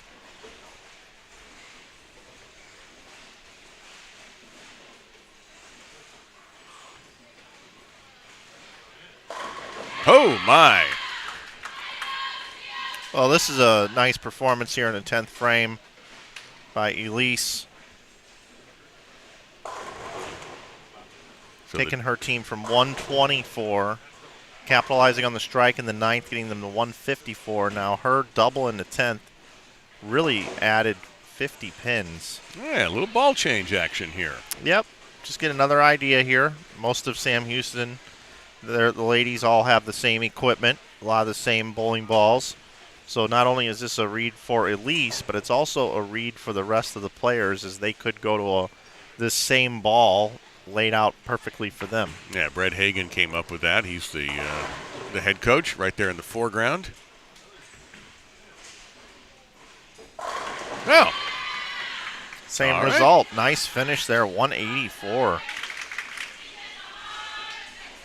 There's that four-bagger chant. They pulled it out earlier without a four-bagger, just wanting to get that one out there, I guess. But I love it. Every time they throw a four-bagger, that's what you get. Well, they did there. Yep, deep in the heart of Texas. Yep, at the end they did have the four-bagger. Hey, let's take a quick peek over here at our championship pair. We've got our camera set up over here. This is where the championship match will take place, 17 and 18. You see Arkansas State over to the right are warming up on lanes 19 through 22. So there's a little preview of what we'll have coming up here in the championship match. Now, you could have started off by saying, "You are looking live." That would have been cool. I'll write that down. All right, here, I'll try it one more time. Brent doesn't mind, so it's okay. Try it one more time. See if I can do it. What do you think? All right. Here we Ready? go. 3, 2, 1. And, folks, you are looking live at lanes 17 and 18 that are waiting the championship teams to come over. Arkansas State practicing off to the right, and they will also take on the winner of our contest taking place down here on lanes 7 and 8. That was better. Yeah, Well, there you go. all right. You got it. I'll get And, there. of course, you know the story behind You Are Looking Live, right? I don't think I know the story, but I've heard it so many times. Okay, that floored me. I don't know it, but I've heard it. No, it was all right. In the old days of the NFL Today, when Brent Musburger was the host of the. I remember Brent. Okay, Yep. so you might know that Brent, and this is not exactly, I'm not spilling any kind of major secret, he likes to gamble. Yeah, well, yes. Okay. So around about 1 o'clock kick Eastern time, so about 12:50 something, 12:54, 55, they would cut to the game CBS had at 1 o'clock for the weather. You were looking live at Soldier Field in Chicago, where it's going to snow today, and it's right now 30 degrees, and the temperatures are dropping, and the winds are off the lake. Well, he would give You Were Looking Live at RFK Stadium in D.C., where the weather is beautiful on this. And that was a last-minute shout-out to any gamblers that if they were looking about over-unders and wondering what the weather was like, you would get a live look. Got it. That's what that was all about. That's why I love Brent. The big dog is the best, man. The best. Yeah, I love Brent Musburger. I actually, Dave, there's been a lot of gambling available on the PBA Tour this year. Mm-hmm. It's been available in a lot of online sports books in different states throughout the United States. The first time we've seen bowling that prevalent from a betting standpoint. And I have this kind of wild idea. You have had many of those. That one day I'll be at South Point for a PBA event, and they'll have Bowl TV up in the sports book. Oh. And Brent Musburger has a bubble in there that he sits in and does sports analysis right there on premise. VSiN, but I don't know if he does his show anymore. Okay. I also am friendly with another VSiN host, and Amal, and Brent, when COVID hit, Brent, who has a place in Vegas, also has a ranch. I think it's in Montana, and so I don't know if he's on VSiN anymore. Okay. Well, if he is, I would love to sit there one day as a bowling expert with Brent Musburger to break down the lines of a PBA event in Las Vegas. That's on the idea board. Yeah, they built. I think they still have their studio, and I think they have one at Circa now. Oh, do they? Yeah. Not that I've been out to Vegas at all, but that's just what I've been told.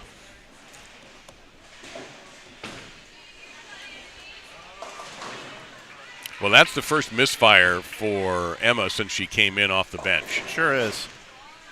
And it's going to be back-to-back misfires for the Lady Texters unless she's able to fly that 3-pin over into the 7.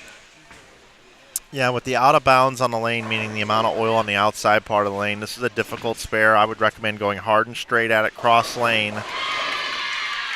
Denise makes it a triple for Sam Houston. Stared down the approach a little bit there. First time we've seen that. Nope. With that open frame and with that triple up for Sam Houston, we have a lead change.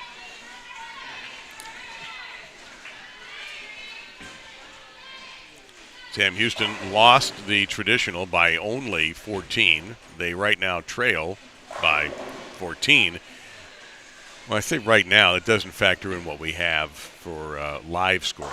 As Mike mentioned, Sam Houston looking to add. Nope.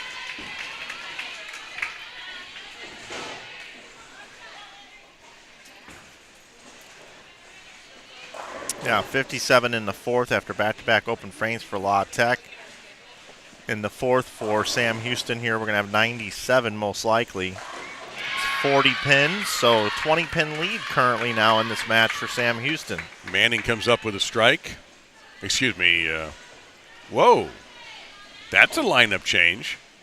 Did I just see Manning in the 5-hole? Yes, I did. Yes, you did. I have gotten so used to her being in that number 1 position that when I didn't see the first couple of shots for Louisiana Tech, I look up and all of a sudden, oh, it's the 6th frame. No, it's not. So what's happened here is that Leinendecker is now in the leadoff position, and Manning, so those two have swapped.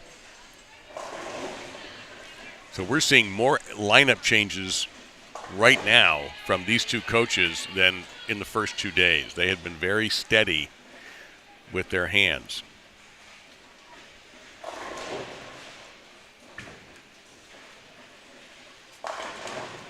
There's an example right there. Taylor Lucas had been the number 2 bowler for 2 days, started in the number 2 position, now in the leadoff position for Sam Houston.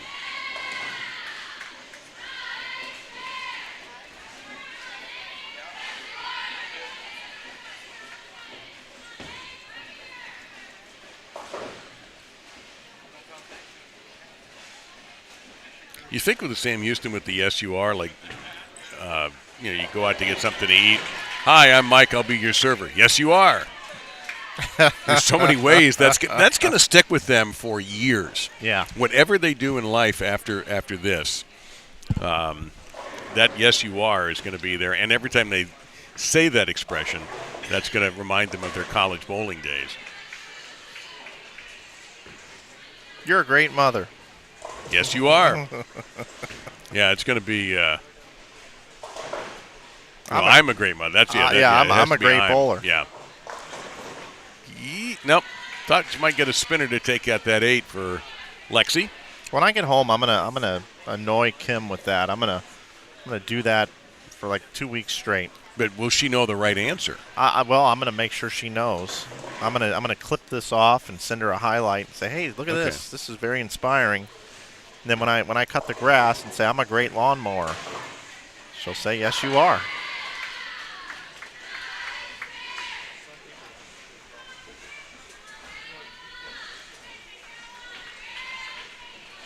Dave, feel free to break anything out on the air that you like. I'll be here for you. So if there's anything you wanted to pick that you're great at, you just let me know, and I'll be right here to give you the yes, you are. I appreciate that. I don't want to overdo it right now. Yeah, just whenever you're ready. I'll be right here waiting for you. Yep. Just like Richard Marks. Very nice.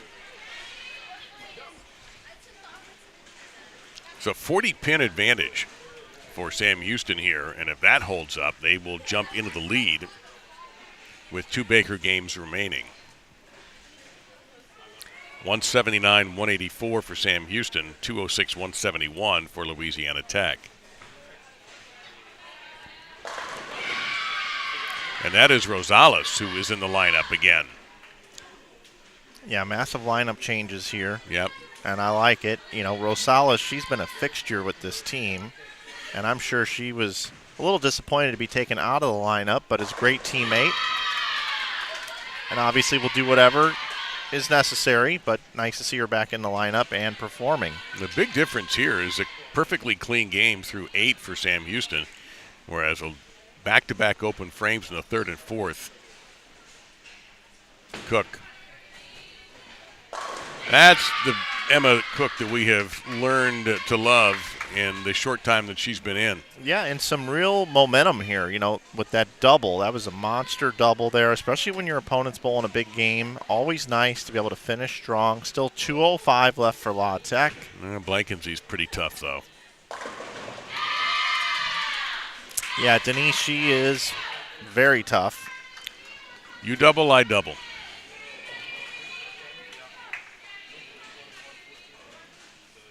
So the anchor bowler for the first time in this event here in Rowlett, Texas, is Manning.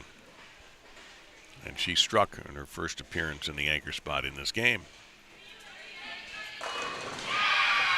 Delivers. Yep, that's what she's done. If she's not all tournament, that is a crime.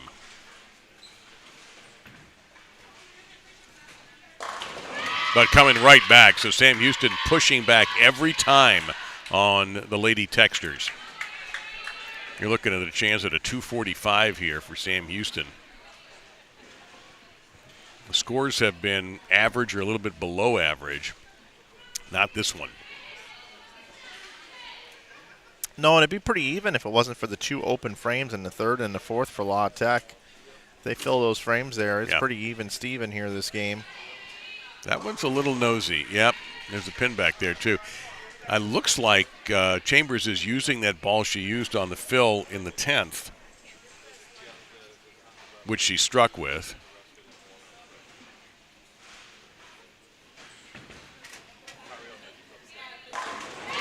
Oh, they're posting a number now.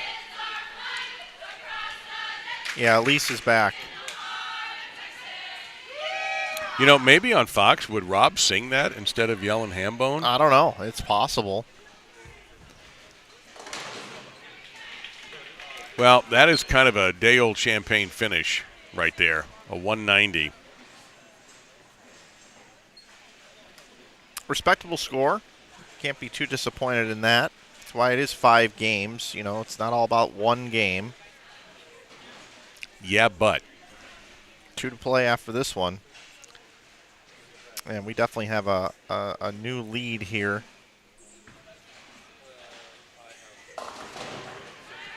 243. So it was a 14-pin lead for La Tech. 606 to 567 I have. So it's 39 pins. But it's make-upable, a new word. Oh, absolutely. Just a couple of opens and a double up on the board can pull you right close to that. Arkansas State has now stopped practicing as they do realize that this could go to a best of 7. Don't want to wear themselves out. Yeah, that can mess with your brain a little bit too if you're Arkansas State.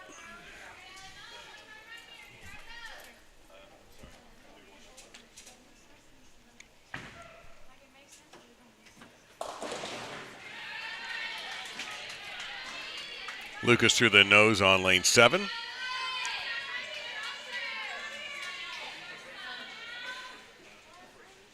(17 and 18 will be the next pair for the championship. The championship round will begin about 30 minutes whenever this wraps up. Whether this wraps up with Louisiana Tech taking this game and a sweep, or whether we go to best 4 of 7. Allie really couldn't have thrown it any better than she just did on the right lane. She looks comfortable again. I believe La Tech on this right lane after just watching what Sam Houston did on this lane. I would set the over-under on this game somewhere around 217. Okay. That's what I think, 217. Well, Louisiana Tech will be finishing, of course, on the left. But the best game so far in this Baker matchup was thrown in that right lane by Sam Houston. Castman has been a steadying presence since she came in. Brown,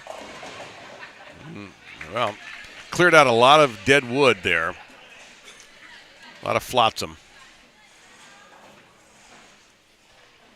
Charles Crump in the chat a little bit ago says, I'm a great stream watcher of Inside Bowling. Yes, you are. It's going to haunt you, Mike. It's going to haunt you. Hey, J-Dub, nice to meet you as well.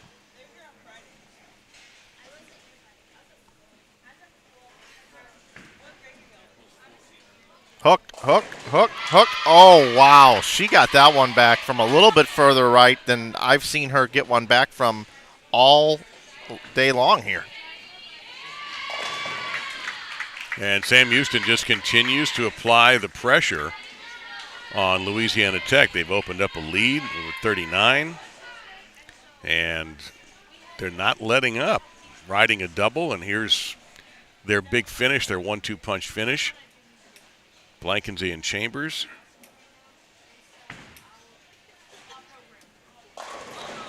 So I don't know if Sam Houston has done this on purpose, but the last shot that we just saw from Bea, she was a little bit slower with her speed, which shortens the length of the pattern. The ball has more time to travel off the end of the pattern. Crossover strike there for Rosales, a nice break. But when you shorten the pattern, the ball has more time to travel into the strike pocket and get closer to the head pin and have a chance to strike. And Denise looked like she moved a little bit left and softened up her speed on the last shot. So I don't know if that's a team adjustment that they're making here on the left lane, but so far just kind of catching my eye. The last two shots a little bit softer from both players. Emma Cook on the right-hand lane for the Lady Texters.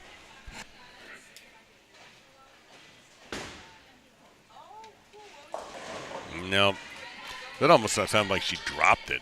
A little bit. Yeah, that didn't sound smooth coming off the hand. Wasn't her best shot.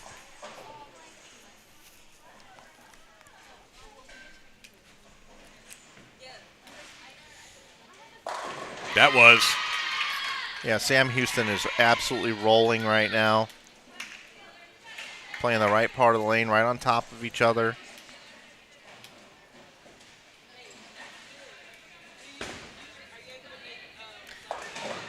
Well, it's interesting. Louisiana Tech, since they got bumped into the losers bracket on Friday, had not lost a game in eliminating Tulane, eliminating Stephen F. Austin, eliminating Youngstown State. Then they get up 1-0 for a 7th straight victory. But they are in some danger now, down 39 and catching a gigantic break, however, with the big 4. Manning. That one went a little far out. Ooh. That is nasty. It was up. There were 6 pins on the deck until the 10-pin got clipped. So neither anchor bowler. Now the anchor for Sam Houston came through, but Taylor Lucas got stuck with a big 4. She takes a couple. But just when it looked like maybe La Tech could turn this around, while count isn't an issue, counting pins is. There's 5 of them out there. And for Manning, this is a really difficult shot. There's just so much traffic out there. Kastman, back-to-back splits. A 4-6. Well, I'm shocked at the low start here from La Tech. I set that over under at 217. I thought they had a really good look over here going to this lane. It was good through 3 frames, but now back-to-back opens, and we saw that in the last game, back-to-back opens for La Tech. We're going to have, barring a miracle, we're going to have back-to-back opens for Sam Houston, but at least they have a lead to work with, both in the overall game and in this 4th game of 5.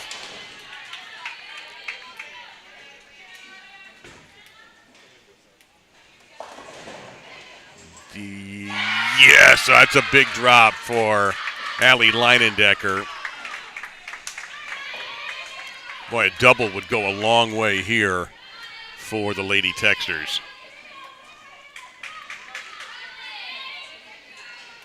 Yeah, it wouldn't surprise me to see Allie move back to the anchor position in the last game as well.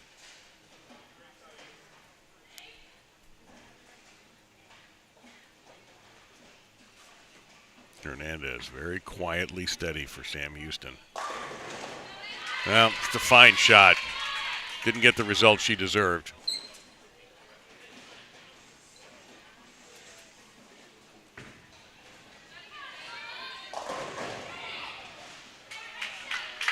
I thought that 7-pin was a goner with all that activity in front of it. Yeah, me too. That was an unfortunate series of events there, that 7 not falling. That double would have really carried a long way in this game, too. With the back-to-back opens. Hernandez, critical 10-pin here.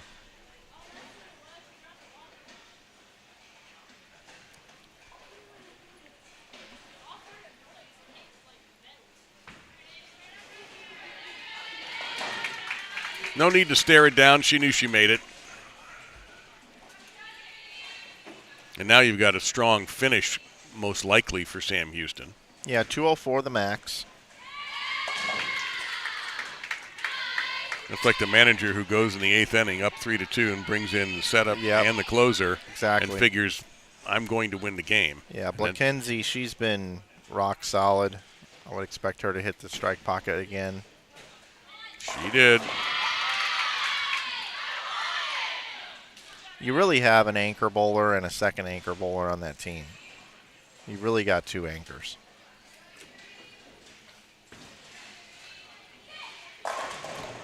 And Rosales, whatever time away from the matches she took, did a little practicing, whatever. She looks great now. Rolling it really well. Didn't get a break there on the 10, but everything evens out. She did have the crossover earlier in this match. She did, a little bit inside a target, easy to do. Was able to get the break and then wraps the 10 here. It's kind of crazy how the carry gods come out in this sport. Uh-oh. I was talking about the softer speed. That one was just a little too soft in my opinion from what I could see from our vantage point. 4-6-7, likely an open frame here in the 10th, Dave. Time to take out the calculator.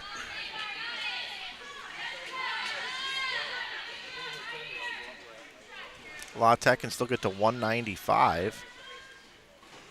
It can actually pick up some pins here when we just thought that they were going to have more of a deficit.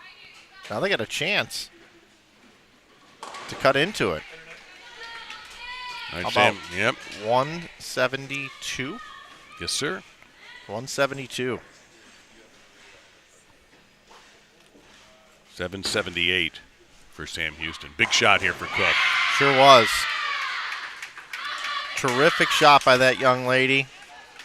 Well, what a jolt she has given this team coming off the bench, having not bowled for 2 days in competition.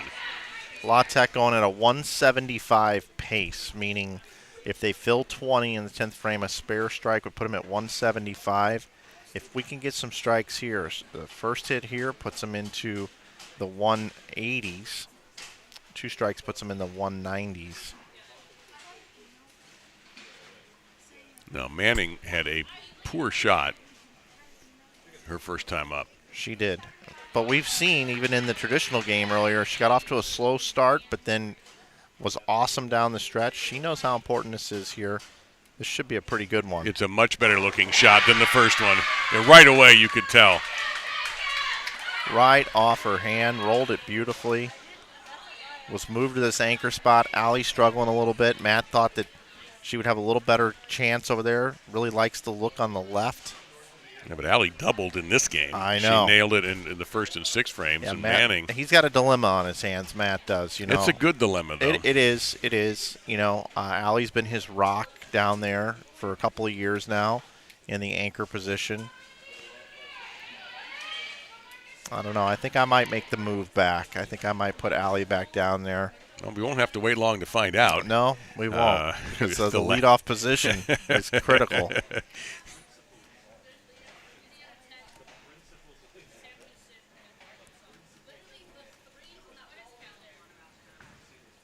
That's a little wide. Will it recover? Yes. Yeah. Well, she's got some room out there. Wasn't much wide. When I'm talking a board or 2 at the arrows left. This is massive right here. We're going to have a really tight match with 1 game to go. Total pinfall here in the Baker system.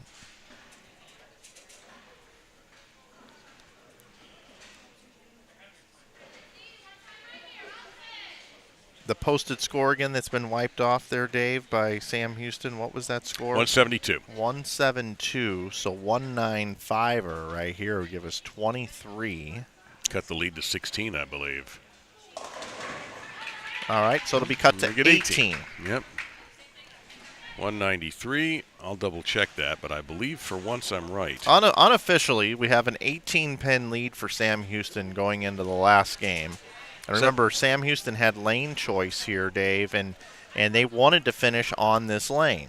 Coach Hagan wanted to finish on this lane. So, and Matt Nantas from La Tech said, yeah, I knew he'd do that. Meaning he also believes the right lane was the better lane to finish on. So,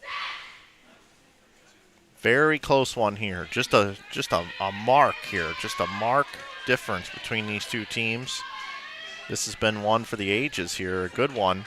Remember, the winner of this one goes on to take on Arkansas State, who is undefeated in the bracket. And Allie remains the leadoff player.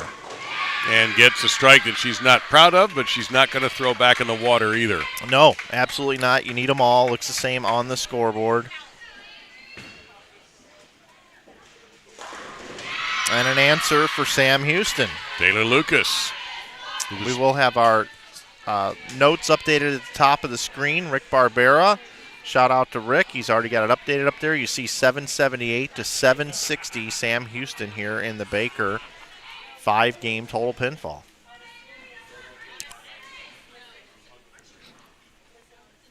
I want to give a shout out to a couple other people, Dave, as well. Thomas Samuel from the Southland Bowling Conference. Oh, yes. Okay. He's been on site all weekend. Excellent partnership there with the work that he and his team have done. I want to send a shout out and thank you to them. Had 2 Brooklyn strikes, one on each side. You're really good at giving shout outs. Yeah, I want to give another one to Janice, our general manager here at Rowlett Bowlarama. She has been a joy to work with. Was super excited about us getting in here and broadcasting this event. They loved hosting it, and want to give her a special shout out as well. And she's got a tough gig because when all of this ends, then she has to run a normal bowling center. Oh yeah, and it's bring very in the league successful bowlers one, or the night bowling or all the stuff. Yeah, it's 26 lanes here. Looks to be in great shape. Excellent food. And, it's a nonstop dealio here. Well. There's a nonstop dealio right there. A triple to start. All right, Brad, so I guess you picked the correct lane choice. Yeah, absolutely he did. And that's what seeding does coming into this thing. Rosales. Oh, man, that was a really well-thrown shot there for Patricia. That's just nasty. All right. Well, if you're Sam Houston, now you've got your co-anchors. You're Ron Burgundy and Veronica Corningstone. And, Well, Denise goes high on that one. 3-6-10. Very makeable.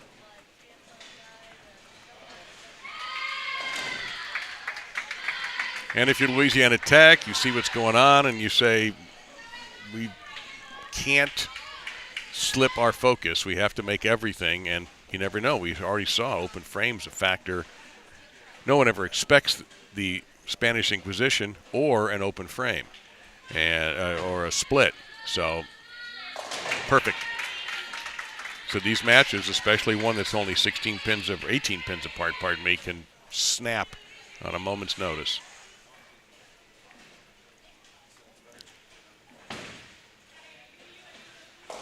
But when she misses, there's that sound sounds like a dropped ball. It's just a little right at target, right off her hand, and it stays right, and it never makes it back into the head pin.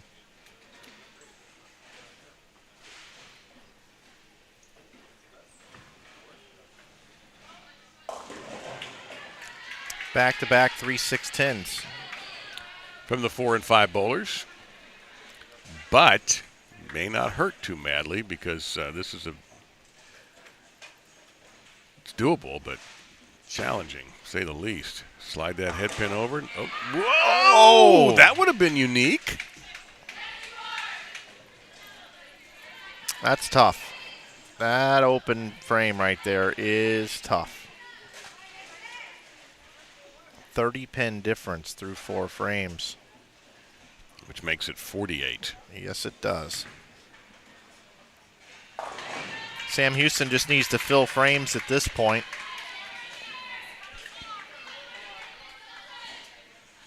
Tech can bowl 244.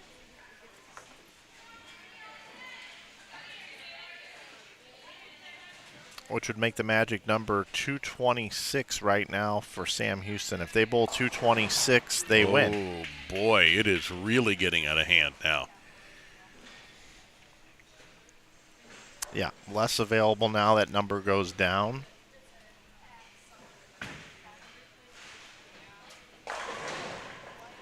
Oh. And just when you thought it was safe to go back to the woods. However, in a way, it's a trade-off.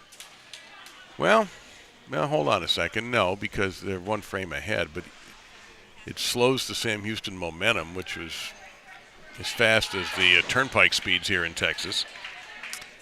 Yeah, Denise and Elise have not, struck on their last 2 balls. They left a 3-6-10.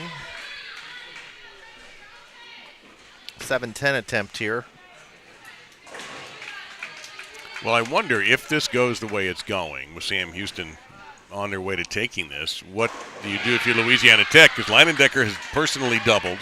Manning seems to have lost that look that she had earlier.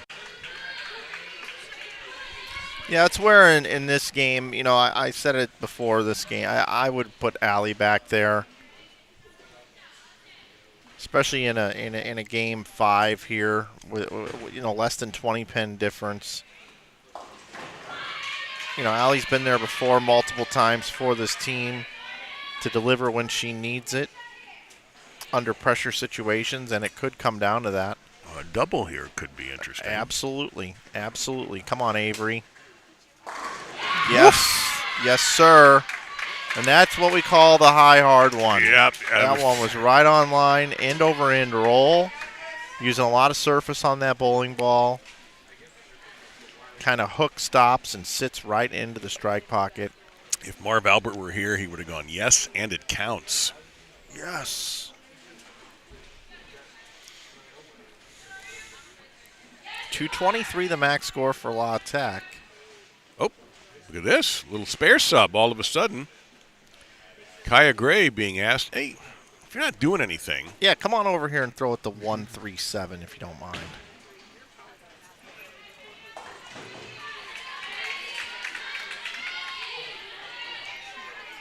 Now, does that mean Kaya is going to stay in that position? Rosales, who's bowled, I think, with great confidence since she came back in.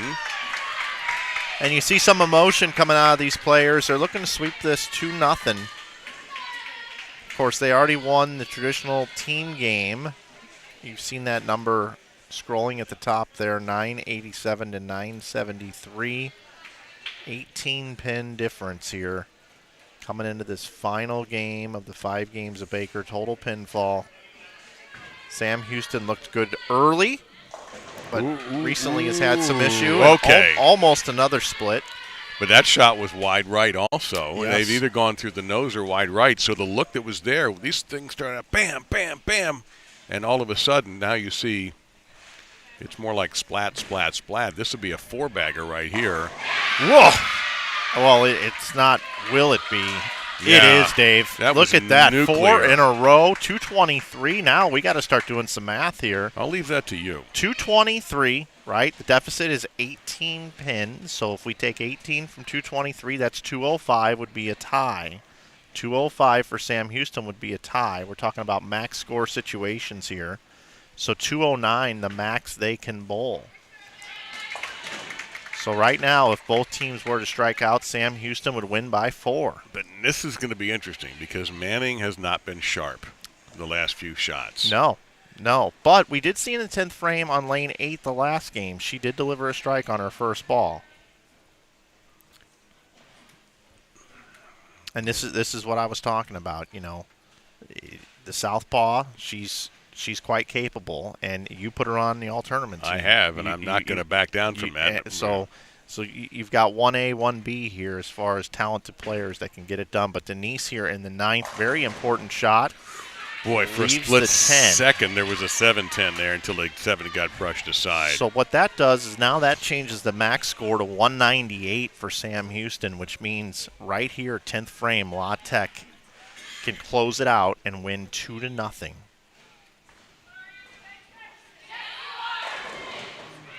Quitter 7.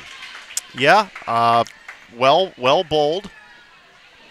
Now 202 the max. 202 minus 18 puts you at 184. This has to be made. It is. So 185, the magic number for Sam Houston. If they bowl 185, they cannot lose. 185, the number they need. So it comes down to Chambers, and it comes down to this, actually. This has to be made. Has to be made. There it is. All right.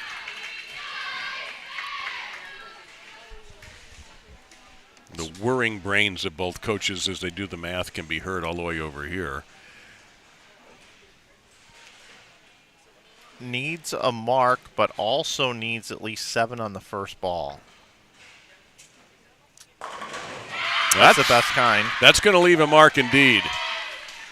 So that puts him at 178 right now. She would need 7 pins on the next 2 balls for Sam Houston to tie this thing up and go to a best of 7 Baker right here on 7 and 8.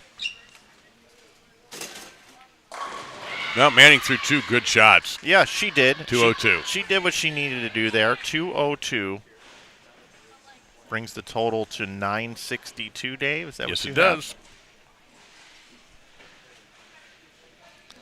962, the number.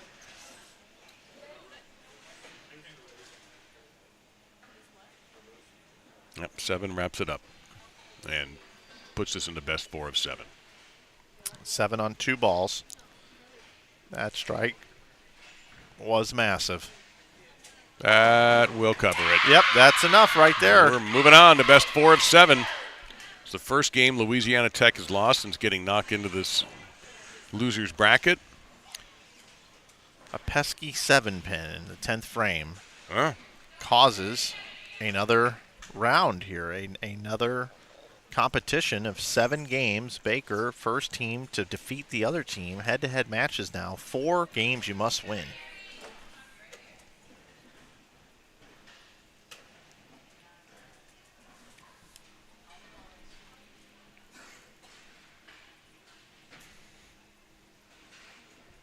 So Arkansas State has stopped practicing several minutes ago, and I don't know.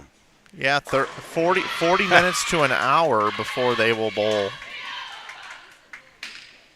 Was it warm-ups in a half hour? Was that what they said? Yeah, they made an announcement yesterday. But all right, let's see what kind of a break they take. We'll take a quick one. Mike and I will just take a step outside and see what the world looks like and come right back. It may happen very quickly. And you see Blankensy's the one doing the talking in that Sam Houston huddle as Mike has shot the graphic up to tell you what's coming up, which is Arkansas State against the survivor of this. And the loser of this will be finished for this Southland Bowling League event. And for Louisiana Tech, their NCAA tournament chances, which have been marked as uncertain, they can get to the championship. It's a boost. Winning gets them an automatic bid, and they don't have to sweat the selection show anymore.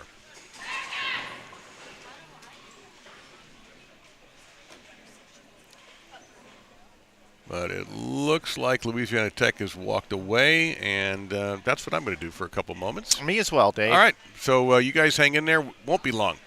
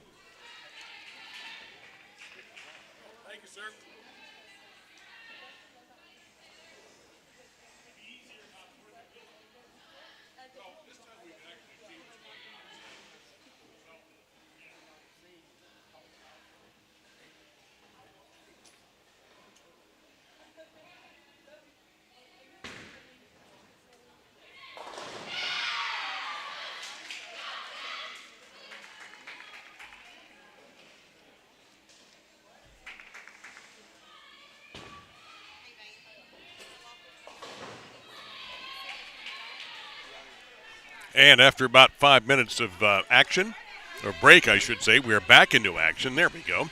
This is InsideBowling.com. Our live coverage of the 2023 Southland Bowling League Championship now heads into the best of 7 tiebreaker in round number 5, with the winner advancing to the championship against Arkansas State. But the winner of this is going to have to win twice. You've already had a lineup change for Louisiana Tech, as Emma Cook is the leadoff bowler and came up with a tremendous conversion to get things started. It looks like Brown is holding that number 2 spot. It looks like Rosales is going to hang around, maybe bowl in the 3-hole for Louisiana Tech. By the way, producer mistake there. Sorry, I left that graphic up on That's okay. the screen. You just missed a tremendous conversion that drove the Louisiana Tech players into a tizzy of joy. That's my bad, everybody. -1 for me today. You ever play the plus-minus system, Dave? No. Yeah, we do. We do that. I run my team out on Bowl TV that way. Every time somebody makes a mistake, it's -1. Every time you do something good, it's +1. Well, who judges that? Me. I'm the commissioner of that. And all of us are minus. So that just goes to show the type of crew.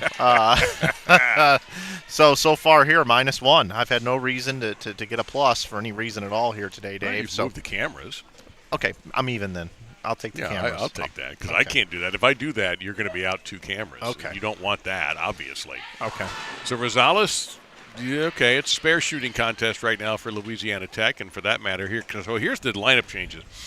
Taylor Lucas remains on top. Kaya Gray is checked back in, and she is in the number 2 position. She had been leadoff.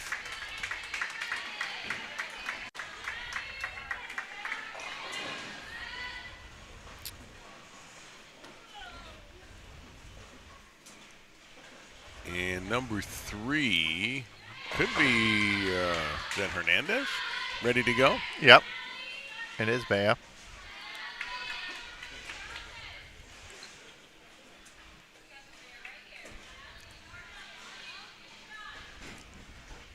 And then I assume it will be LaKenzie and Chambers. Should be. No reason to change that. No. So the big move is putting Gray back in. It is so interesting. Well, now Allie has moved to the 4-hole. So Manning retains the anchor position. Yep. There's more shuffling, Mike, going on today. Yep. Than the whole tournament. Than the entire tournament. Yep. Absolutely. Yeah, and this whole Baker who should bowl where situation here, I respect Brian O'Keefe a great deal. And he believes you should put your weakest player, the player that's the least lined up, in the number 1 position. 4-9 for Denise. And the reason for that is because you want to compound strikes. You want to have players in an opportunity to where they can add 10, 20, 30 based off of strikes in front of you. And the leadoff player can never compound strikes in that first frame. So he truly believes 2, 3, 4, 5, 6, or 2, 3, 4, 5, and then 10th frame, you have an opportunity for a 6th ball and even a 7th ball that you should put your players that are most lined up towards the end. Look at that. There's not a lot of coaches that think that way, but I believe I like what he says with that. So I'm just looking to see a weak bowler because that's not here. Good luck finding But that. I see Brian's point. Now, listen, I think he and Shannon have the hardware to prove that their theories work. And the amount of McKendree bowlers who are turning pro and succeeding. Here's Denise's 4-9 one more time. Bang. Nothing to it. Had it all the way. Strike a pose. That's a flusher. Shot making at a premium right now. No open frames for either team to start out the best of 7.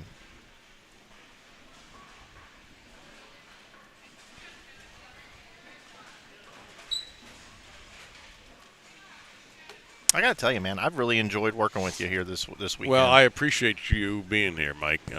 This has been really a lot of fun. I think the most fun that I've had at the Southland Bowling League. I've been coming here since 2016. I normally fly solo, but this has been fun with you. Oh, I think there's extra wood back there, is there not? Yep, looks like it. 8 count it is. Yep, it is. It is. Yeah, we don't have the lanes directly in front of us. It may look like it, but we don't. So sometimes seeing the depth perception on the pins can be confusing, even with the monitor that we have here. Yeah, this is a blast. I've started with college bowling in my career now 13 years ago, I think it was, in my bowling announcing career. And anytime I get a chance to cover the sport at whatever level, PBA 50, PWBA, PBA, or here, it's a real treat for me. How about that 2-8 conversion there? That is no easy spare. I know they're making it look easy out there with the spare conversions. Great spare shooting all weekend here from all 8 teams. But, man, flat pattern. It's been broken down. This is the time where it might start to open up a little bit. Players can get deep enough, but notice, like right there, half a loaf. I expected that to snap into the pocket. Yep, just a little quick. Not a little more than half a loaf. 6 count. We call half a loaf when the 8 is standing with it. That's right up the lane, great. parallel. How about that? It's almost like a frozen rope. Well, you've got no 8 back there now. Nope. So 6 count. Yeah. It is a little easier without that, but this is a difficult. That 7-pin makes this a lot harder to pick this up. Maybe Perfect. not. Yeah. Perfect. Again, now it matters what your opponent bowls because you're looking to beat your opponent to get a point, and the first person or the first team, I should say, to 4 points wins this one and advances.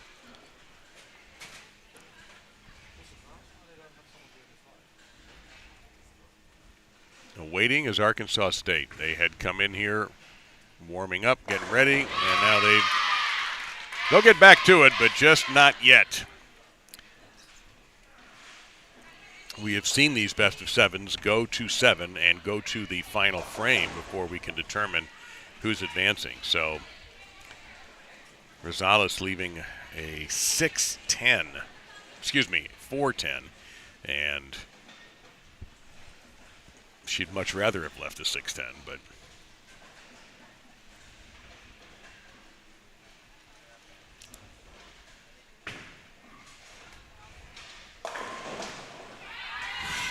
she liked it. 218 now the max for Sam Houston. And we see the first open frame from either team. La Tech now 147 in the 8th, can max at 207. And it doesn't matter how many pins you win by or lose by.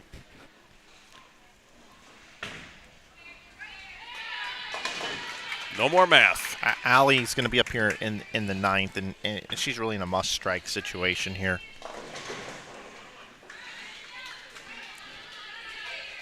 So 197 now the max, 198 the magic score, which would mean a mark in the 10th frame for Sam Houston.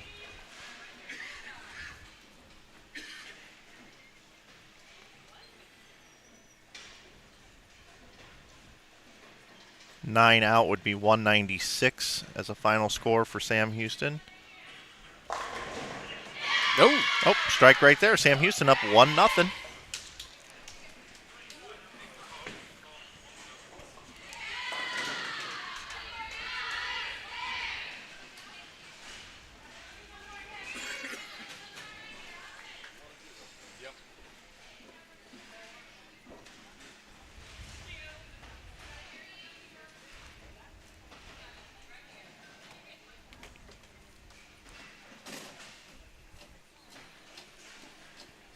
Us two guys are doing a great job today. Yes, we are.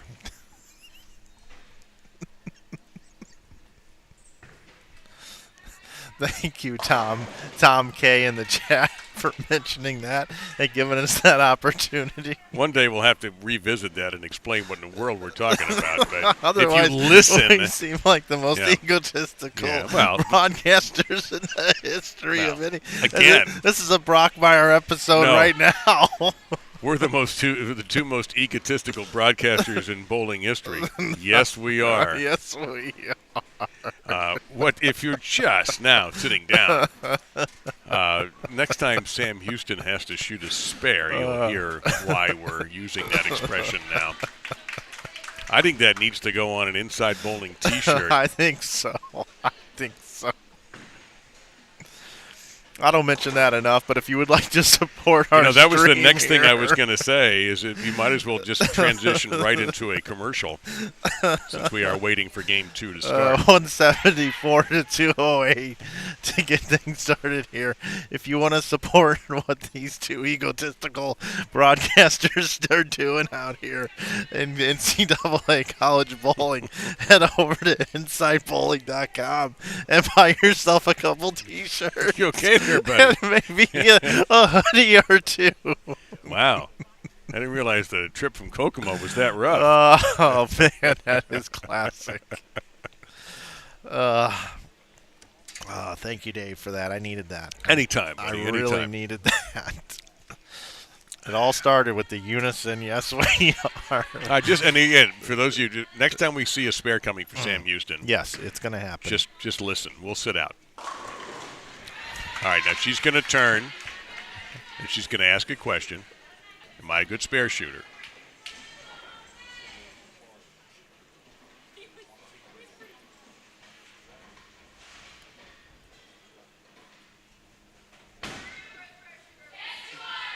There you go. Yes, you are. Now, we have, of course, co-opted it to the yes, we are. But, yeah, yes, you are. So you could actually do yes, you are T-shirt or yes, we are. Yeah. I wouldn't do both because that's overkill. Just one or the other.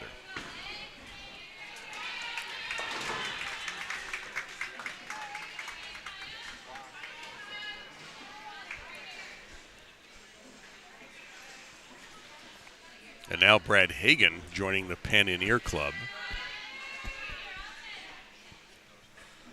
Yeah, I made big reference to that. That was my big breakthrough yesterday when I came into the booth was Doug Kaburski's long magic wand pen in the ear. Whew. Avery Brown, a powerhouse double for Louisiana Tech to get things started. And I thought that was going to be a strike, I should say, not a double for the Bearcats.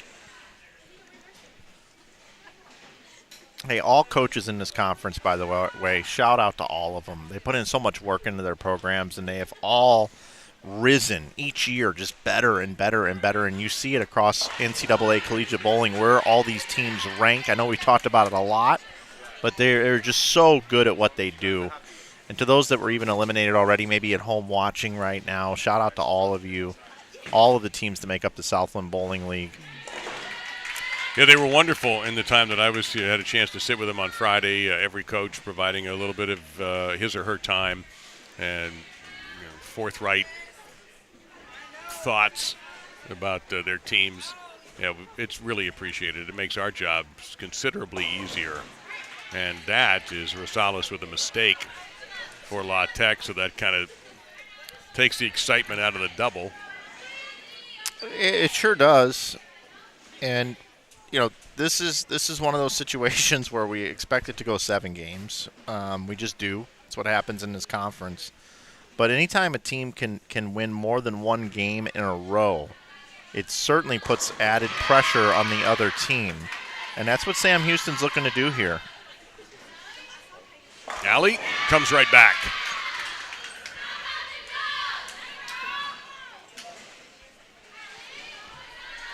And JG in the chat, you were far too kind. You were far too kind. Is he supposed to have me read that and say yes, you are? Yeah, I don't know if I'm going to do that.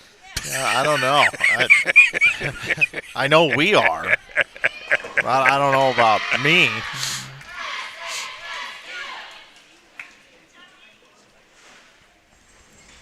Well, you don't have to ask the question, am I a good spare shooter, when you double, as the Bearcats have done. Manning staying in that anchor position to the face.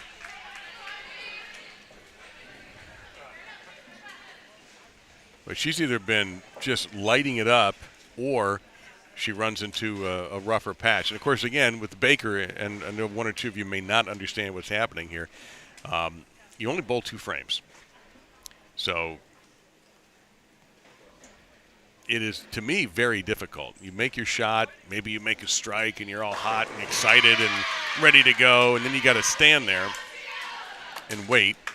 And unlike the traditional game, which is just volume pins, you can keep going. And then you realize, shoot, I only got one more. I don't have a full game to bowl. So if I have a bad shot, I have to overcome that, knowing that that's it. You can get away with a couple of bad shots when you're bowling all 10. When you're bowling 2, you really have to have that selective memory of throwing out a bad shot and focusing on something positive. Not easy. Oh, no.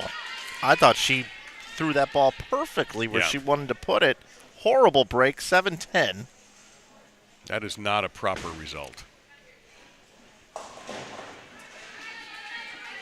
If La Tech goes down 0-2 here, if I'm Matt, I'm going to shuffle the deck again. Well, he's done it already. I mean, Emma's now in the leadoff, where she hasn't been before. I think you're campaigning for Leinen-Decker to go back to anchor. I am. That's okay. You are entitled to that. I think they've had a nice event when she's anchor. And Manning is let off. Correct. Yeah, and you can put Emma really obviously showing her versatility, and I thought she had that. She could go in any of the positions. Yeah, I might throw Avery Brown down in the 4-hole. Okay. I might give her an opportunity to rise up and step up, especially with her pedigree. I'll probably go Rosales third. So you'd keep Jedlicki on the bench then, where she has been for a little while. I think so. And then you're putting Emma Cook in that spot. Emma Cook, yeah. Yeah, I am. Okay. Yep. Well, let's see what happens. I mean, but, it's easy Hey, for they may me. do it if they win, too. I mean, you never know. I mean, at the moment, they're in some trouble. The strike off of the open frame is a major shot by Kaya. I want that double a little deeper in the lineup. By the way, and one thing about Kaya Gray that I noticed yesterday, she will have a couple of rough shots. Everybody does. But her ability to bounce back from that, she was benched for a little while this morning, and she immediately came back in. When she did, she started contributing positively right away. So she has shown to me a resiliency, and I use that word a lot over the last 3 days, but a mental strength that not everybody has, and she's to be commended for that.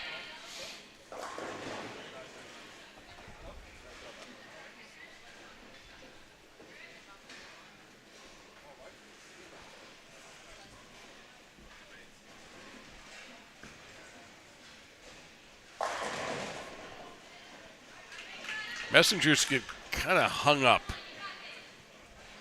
That's been a theme also. So this 3-6-10 is looming for Hernandez. Look out. Well, how many plot twists can we sit through today? Just when you think, right? So 213 the max for Sam Houston. And Rosales covers. All right. Got 193 pace for Sam Houston, 213 max. La Tech, if they strike out, 199. Okay, Denise gets the 2 and the 7 to fall out late. Any others going to drop? Because that would be a big X. The 8 just peeks through there. Here's Allie. That's a little left off her hand, I thought, but it looks like it holds pocket. So I want you to notice Allie bowled the 4th and the 9th frames and struck both times. Yep. I believe she's earned that position back. I think you're right.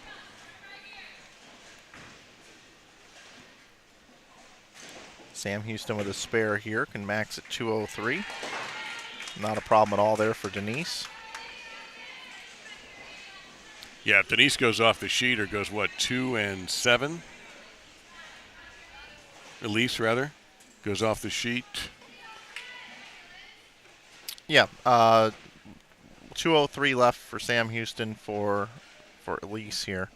Yeah. Let's see. Yes.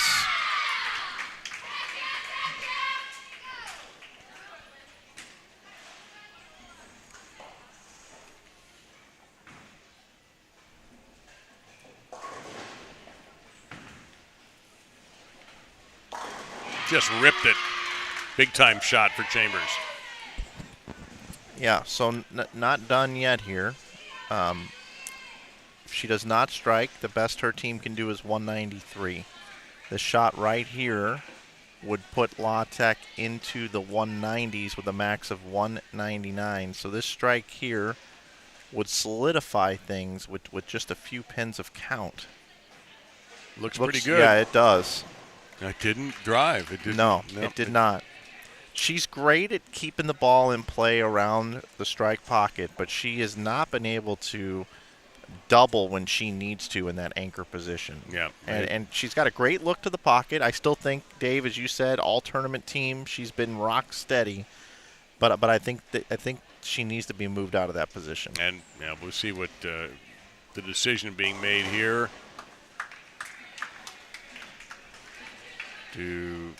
Well, it won't matter. That split will mean nothing. Yep, 2-0. Sam Houston.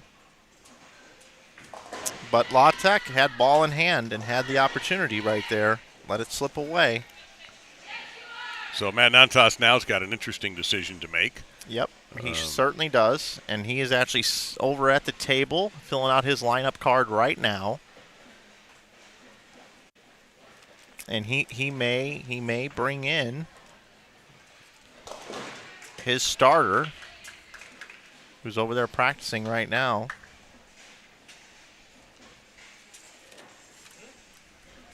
Well, out of the number 3 position, Danielle Jedlicki had been the 3 bowler all day, then was benched partway through. She's been warming up. Doesn't mean she's going in, but she's having a conversation. Their everyday starting lineup is Lindsay Manning bowling leadoff, Avery Brown bowls second, Danielle Jedlicki bowls third, Patricia Rosales bowls fourth, and Allie Leindecker is fifth. Now, we've seen Emma Koch come in and do a tremendous job filling in once they made the substitution. But down 0-2 here, I believe you got to shake it up here. And Brad Hagan, combination coach and ball rep, moving some equipment around, but he didn't bring anything back. He subtracted, but he didn't add. I would have to think on his side, I'm not expecting any changes. No, they're rolling. They're right now. They've got the correct lineup in place. I really like how they're communicating out there as well. We kind of see that a little bit behind the scenes. Going from player to player with how they attack the lanes. They can get a good read off one another. And Denise, in my opinion, is the captain of the team. She is the leader. She's the one that brings everybody into the huddles, tells them, hey, this is what we need to do. This is what the lanes are doing. Now let's go out and execute and do this. And I love seeing that. Yeah, you notice Brad doesn't stick his head in that huddle. No, he unless doesn't. It is really urgent, unless he's got maybe an equipment decision or he sees an adjustment that has to be made on the fly. Look at this. Look at the lineup change. The Mike Flanagan 5. Let's see if this goes the way you think it ought to. Leinendecker is back in the mix. Not Leinendecker, pardon me. She may well be the anchor. Jedlicki, number 3, who's now heading to get a water bottle, may be back in. So who sits?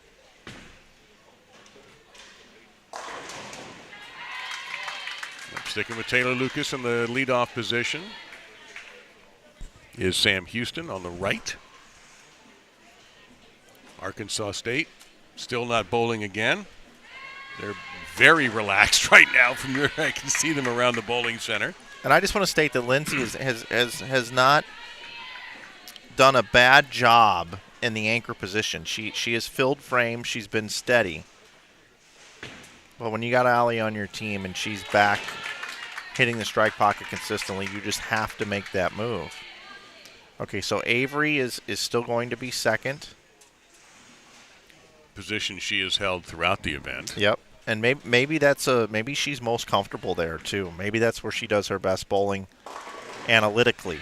You know, just like I'm a St. Louis Cardinals fan. Matt Carpenter, for whatever reason, if he led off the game, he was a much better hitter. Even though he hit a bunch of home runs at the leadoff position, they drop him down the lineup. He can't crack an egg. He's just more comfortable in that number one position. So this might be a situation with Avery where she just likes bowling second. Well, opening here, if Avery can manage this 3-6-10, considering what Kaya has to deal with. Yeah, this is to take the lead in the game by just converting the spare. That 3-pin looks a little bit away from the 6-pin there, though. All right. Covers it up. Now, who is up third? Looks like Jed Lickey is going to come back into the lineup. Sure does. So Matt looks like he's going with the lineup that got him here. But the fourth position, though, is it going to be Rosales? Or Cook. Yeah, I'm not sure. Definitely Jed Lickey back in.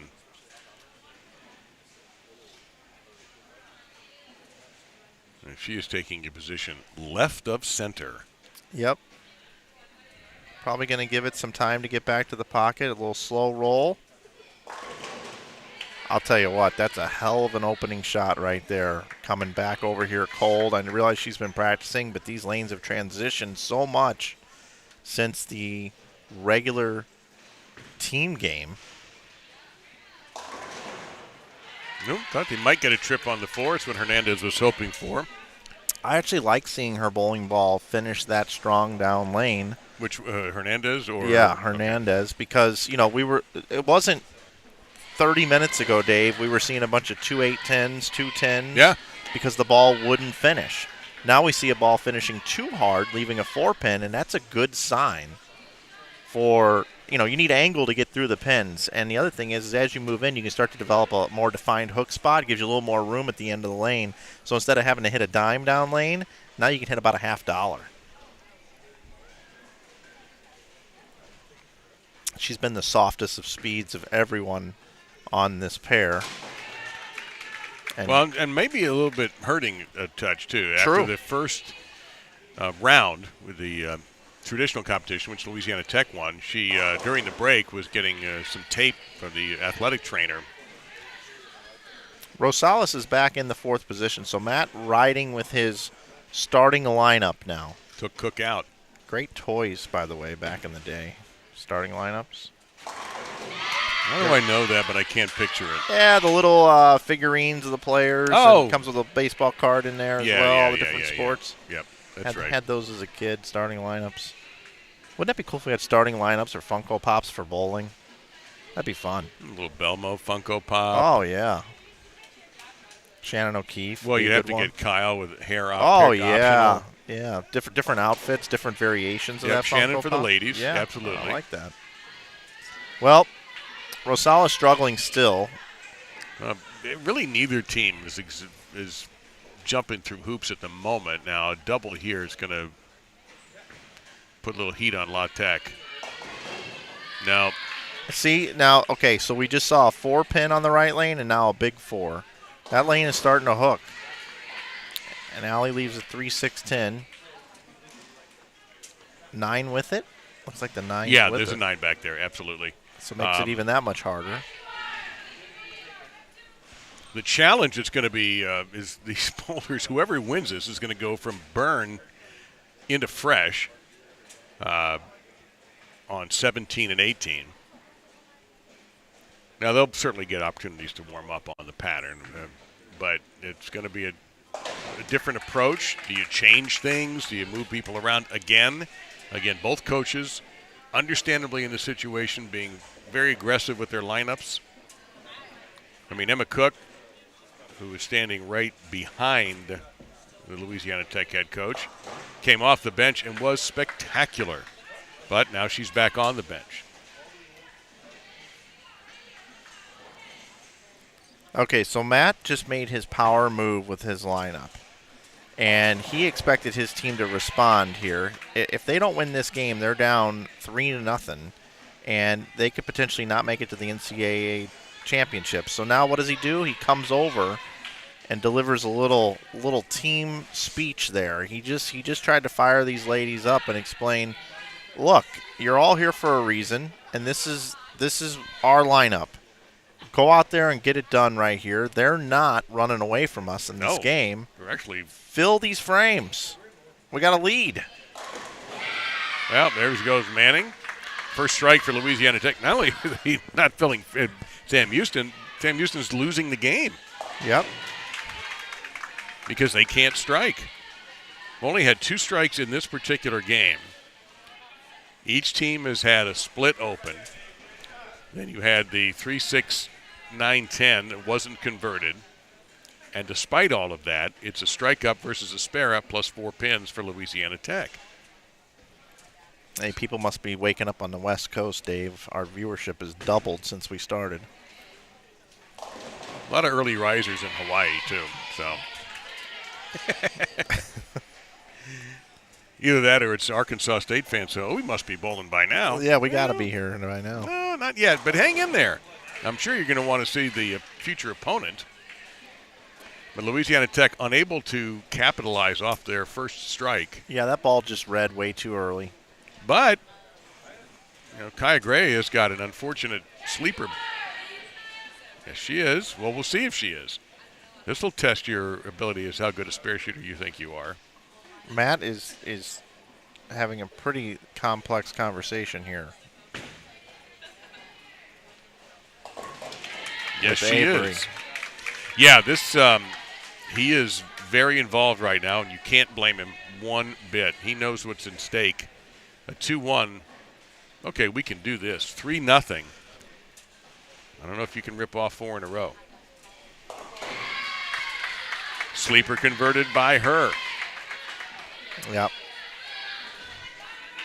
Now 6 pins difference in this game.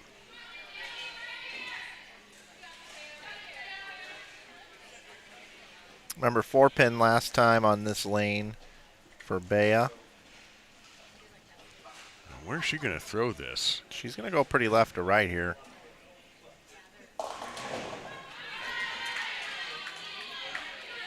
Where are the strikes?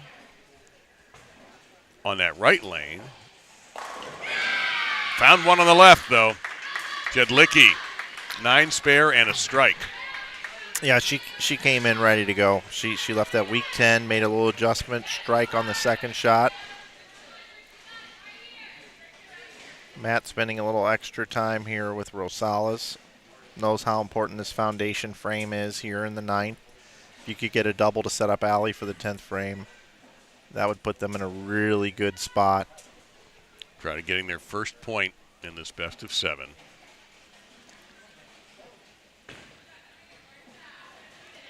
They had the chance to advance on their racket, as they say in tennis. Yes, they did. But could not get it done. Nope.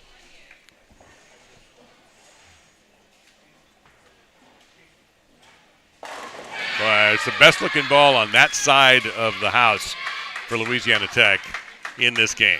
Yep. A gorgeous strike. 202 the max now for La Tech. 185 the max for Sam Houston. Denise has left a target on that one. She kind of thumbed it a little bit, thumbed it down. 171 the max. 172 the magic number right now for Louisiana Tech. Matt still down there he's telling you every shot he's got something to say now. Matt is a very nervous coach.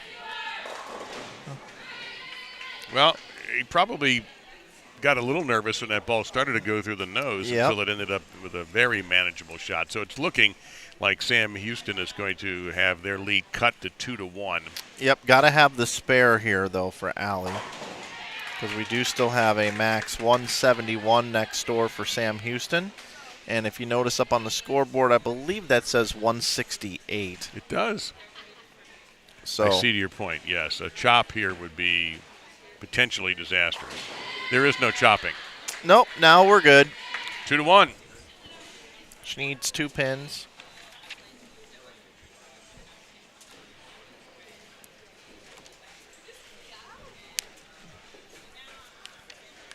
So many pieces of paper.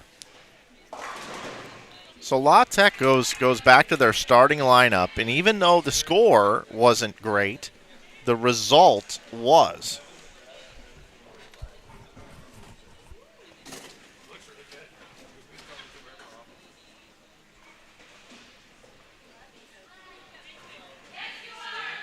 Hello to Judy, Evans, TB Racing, JG, Ben James, J-Dub, Zatsori, Tom K, Megan, everybody in the chat. And the rest of the Baltimore Colts. Yeah, thanks for being here. You know, Dave, doing the PBA tour, I've been able to have a day here or there where I can go do some other things. I had a chance to go to Canton. Oh, yeah, Hall of Fame. To the Pro Football Hall of Fame. And I think Madden was right. Those Bucks, they do talk to you. Congratulations quickly to Kentucky Wesleyan, who won the men's team won the Great Midwest Athletic Conference today. Oh, very cool. I just noticed that post. Yeah, the nice thing about the football hall is that you can actually touch the heads of the busts. I know. I didn't. I did. A couple of my favorites, yeah.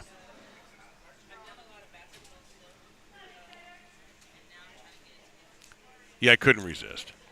Arkansas State waiting still. Our championship match. We'll have it for you about a half an hour after we go offline. We'll have a new stream for you, but plenty of work still to be done here in the best of 7. Baker 2-1 currently right now. Sam Houston with the lead over La Tech. My name is Mike Flanagan. I am joined with my guest host this week, Dave Lamont, for this event. And we're going to keep bringing it to you all the way to the end. Well, I did mention I have a flight, to catch. But we're going to be here till 2 in the morning if we have to. So you can call the school. I will. Hi, can Dave miss school tomorrow? It's Mike. He's not feeling well. Yeah, that's what it is. And then I can say, Dave's a good school teacher Tuesday. Yes, he is. There you go. All right, beautiful conversion there, man. A baby split, that's one of those that, a lot of people think, oh, baby split, no big deal.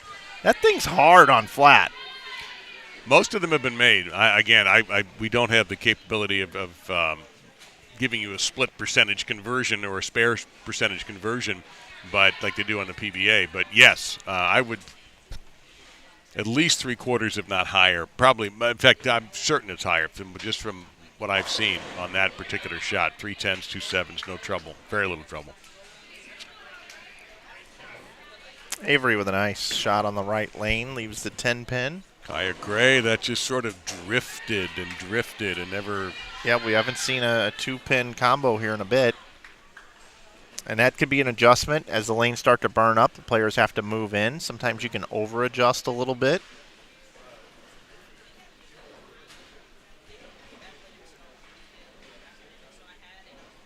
These lanes do start to transition even more because the majority of these players are all playing and targeting around the same part of the lane. We're not seeing some players way in, some playing up 10, and some playing up the 1 board. We're seeing everybody parked and camped out in the same area of the lane. This has a chance. Sure does. How about that?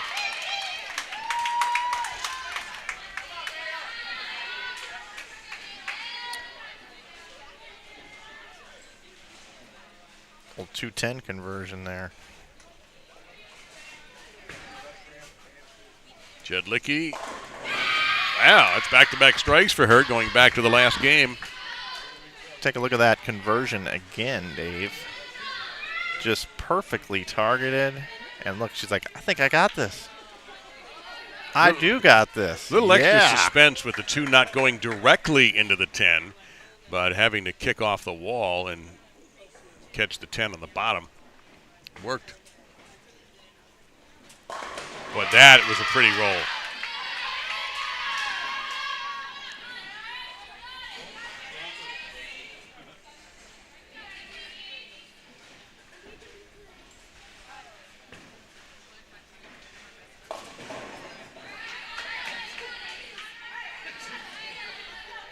And the way these matches, these games have gone, you think you've got it figured out. Oh, well, so-and-so, this team has got a 30-pin lead. It's going to be fine.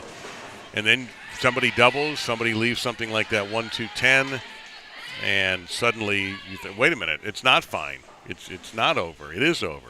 It's impossible to figure this out. We're just not seeing anybody getting their doors blown off here or winning by 50, 60 pins. There's an open frame in the fourth.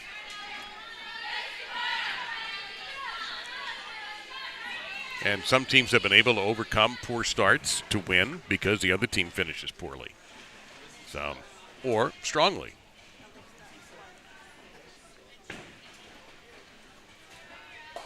Grooved perfectly. Talking about another not so friendly spare is that 2-8. 2-4. All of a sudden now the 2-10 combination. Yeah, back. it's back because they're starting to adjust and move in, and their angles are just a little too steep here at this point. So they either have to soften the ball speed or they have to move back to the right a little bit. Now here's what the scoreboard tells me here, Dave. We've got Sam Houston with a couple of splits, makeable splits, but they made them, the baby split and the 2-10, and they are clean through 4 frames with just 1 strike up on the board. La Tech has actually missed a makeable spare. Messenger, Oh, I thought, boy, another second or two, that goes to the deck. Anyway, how about a slower rack, maybe, would be nice. Anyway, now that's back-to-back opens for Louisiana Tech. So that tells us everything right here in this game. You know, you can't miss makeable spares. Splits are going to happen. Who can convert the most splits? Right now, advantage Sam Houston. So through 5 frames, you know, depending on what happens in the last part of this our game right now, Sam Houston is the team that deserves to win this game and take a 3-1 lead.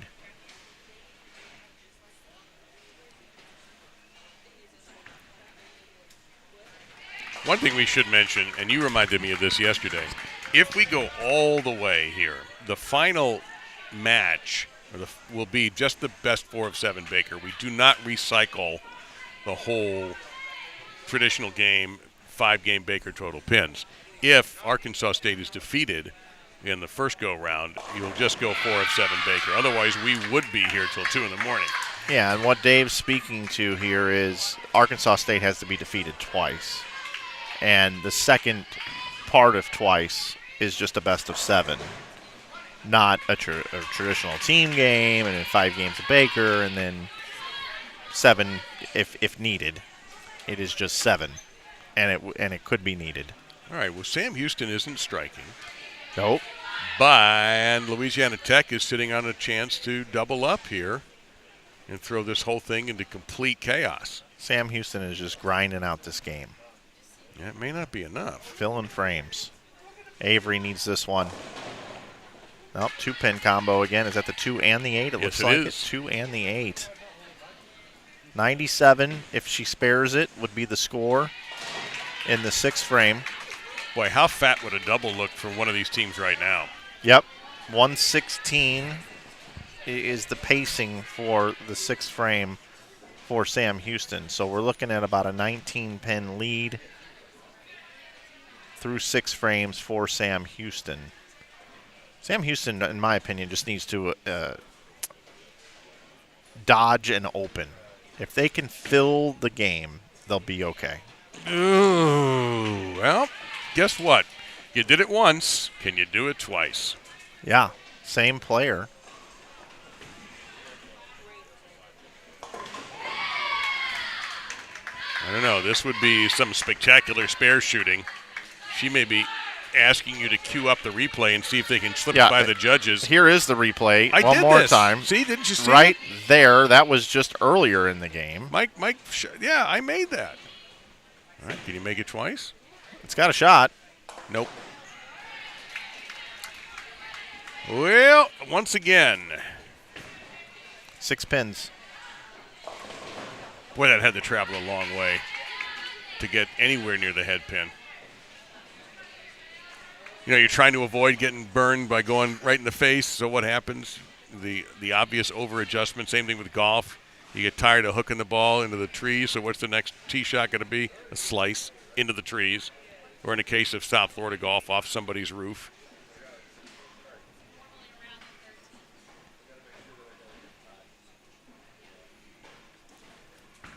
strike here would go a long way for Sam Houston. They don't get it. It's a manageable spare.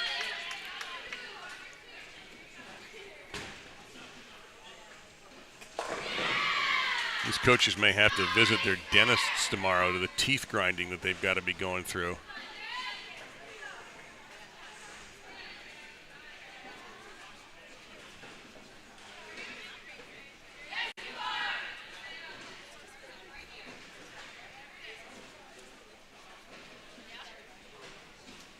I mean, now we're count.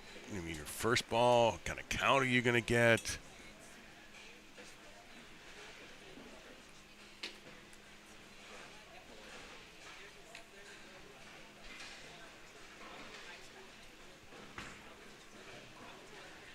All right, beautifully done by Hernandez. Well, this is so simple, even I can figure this out. It's a 9-pin difference. That's it. Sam Houston would go up 3-1 if they can hang on. And that messenger finally comes through. We've been waiting a while for one of those, and Rosales gets it. 194. Blankency, can she respond, as she has done many times since Friday? Denise strike here in the ninth would sure come in handy for Sam Houston. What a pretty shot, but that messenger fails. Well. And Hallie Leidendecker with a smile there. I don't think she needs anybody to tell her what needs to be done here.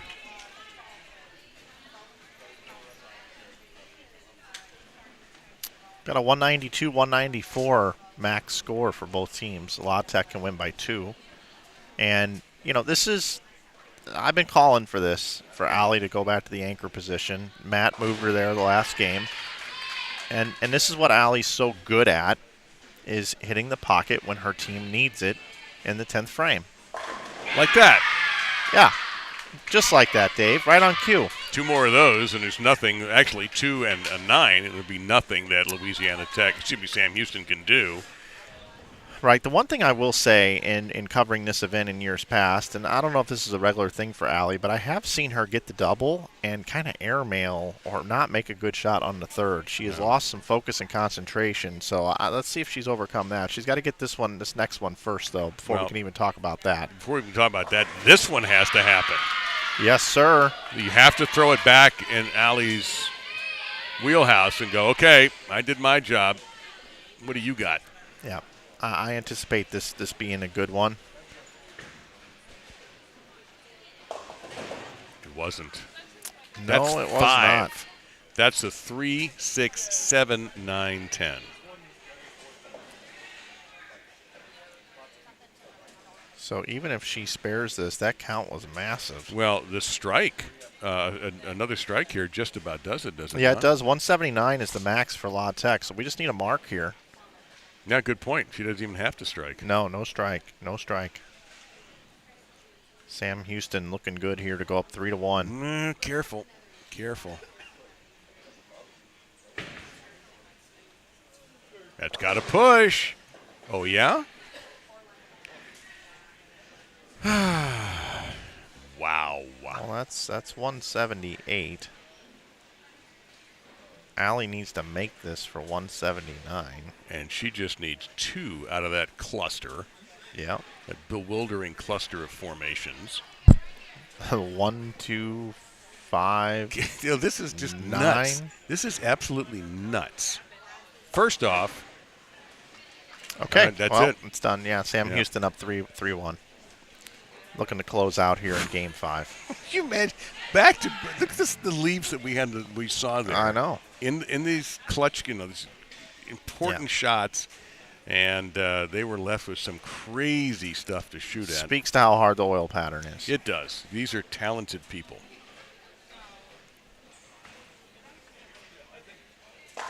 There's what we wanted to see on the first ball.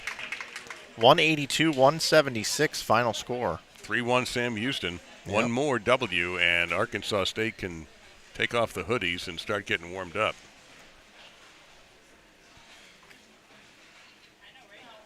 That was a weird game. Dave, just for you. Yes, sir. And we are looking live at lanes 17 and 18. Take a look at the conditions there. Clear skies and sunny.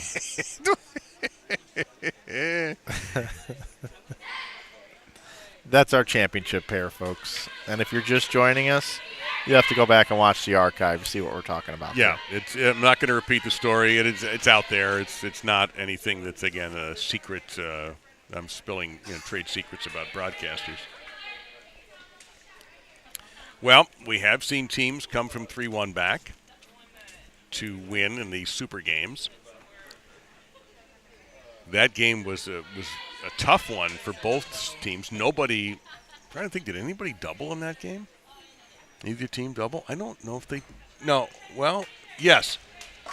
Yes, Louisiana Tech doubled at the end, but not – they needed more. They doubled at the end.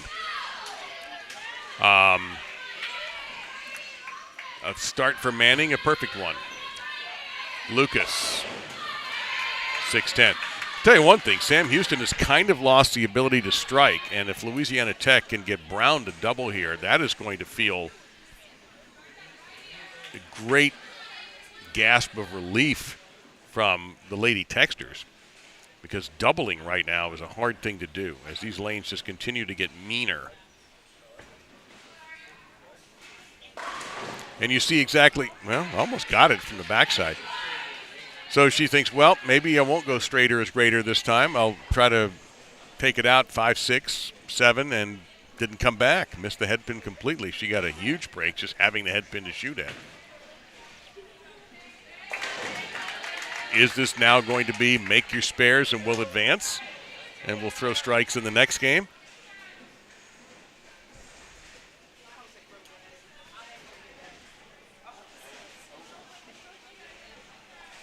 Would you like to take a blood pressure cuff to Matt and see what it's going to come up, or not? Maybe not. It's gonna be borderline call an ambulance. Yeah, that's what I thought. Which just happens every time I go to the doctor. But Oh, jeez, Dave. Gray, 3-6. All right.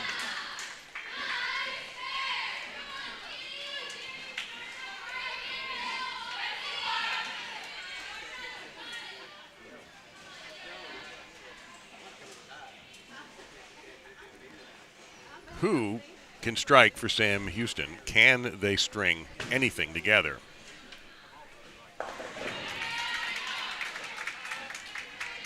And really, this goes for both sides, as we're getting a great test of their spare shooting abilities as they hunt for the pocket like an escape room, and 2 out of 3 ain't bad for Louisiana Tech.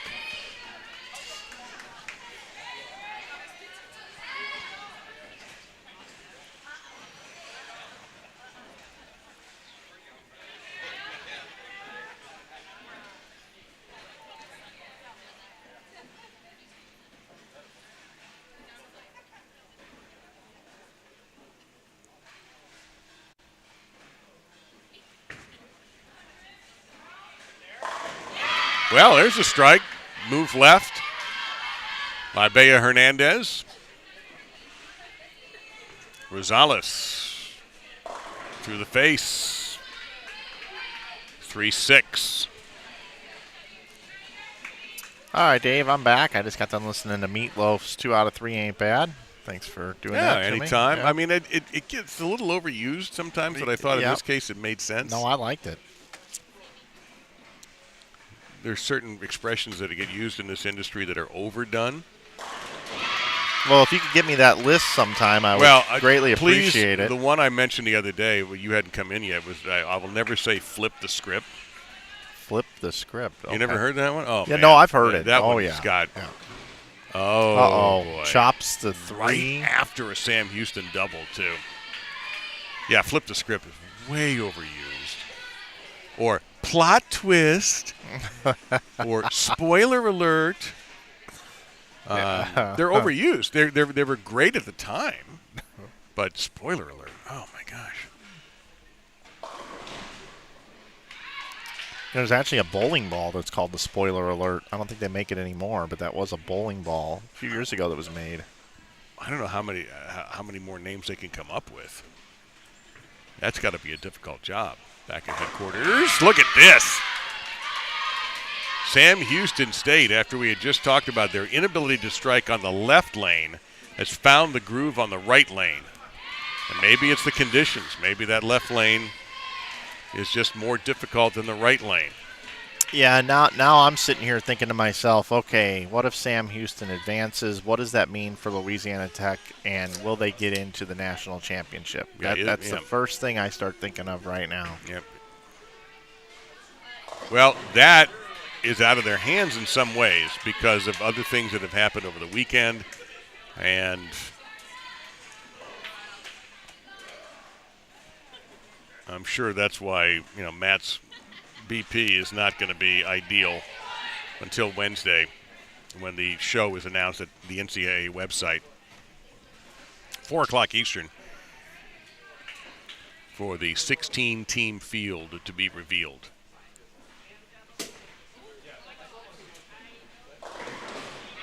And Manning with a personal double and one of the biggest shots of the day for Louisiana Tech.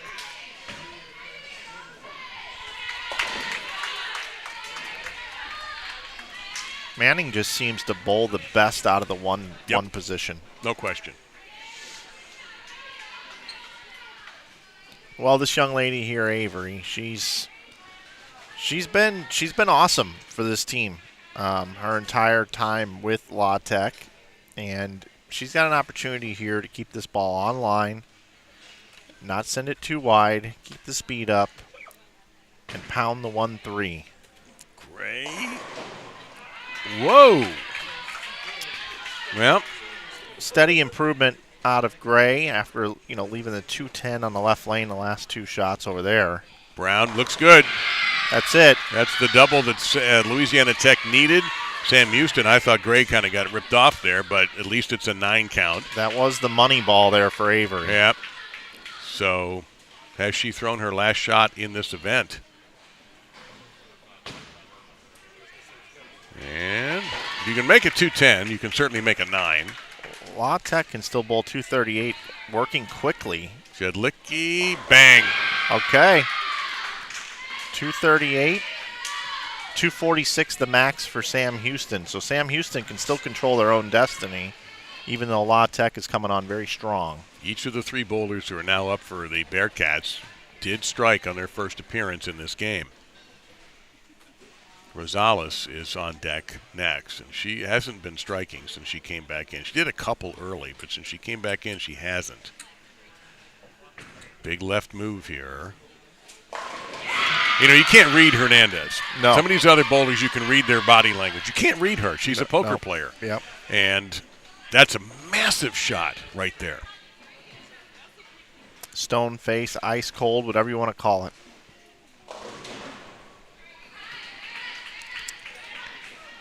.257 now for Rosales, and you're right. She has struggled today.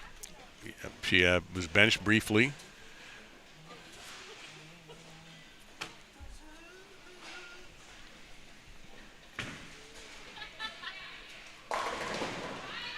Well, you knew she'd make a quality shot. Even if she didn't strike, Denise was going to make a strong shot and not hurt her team.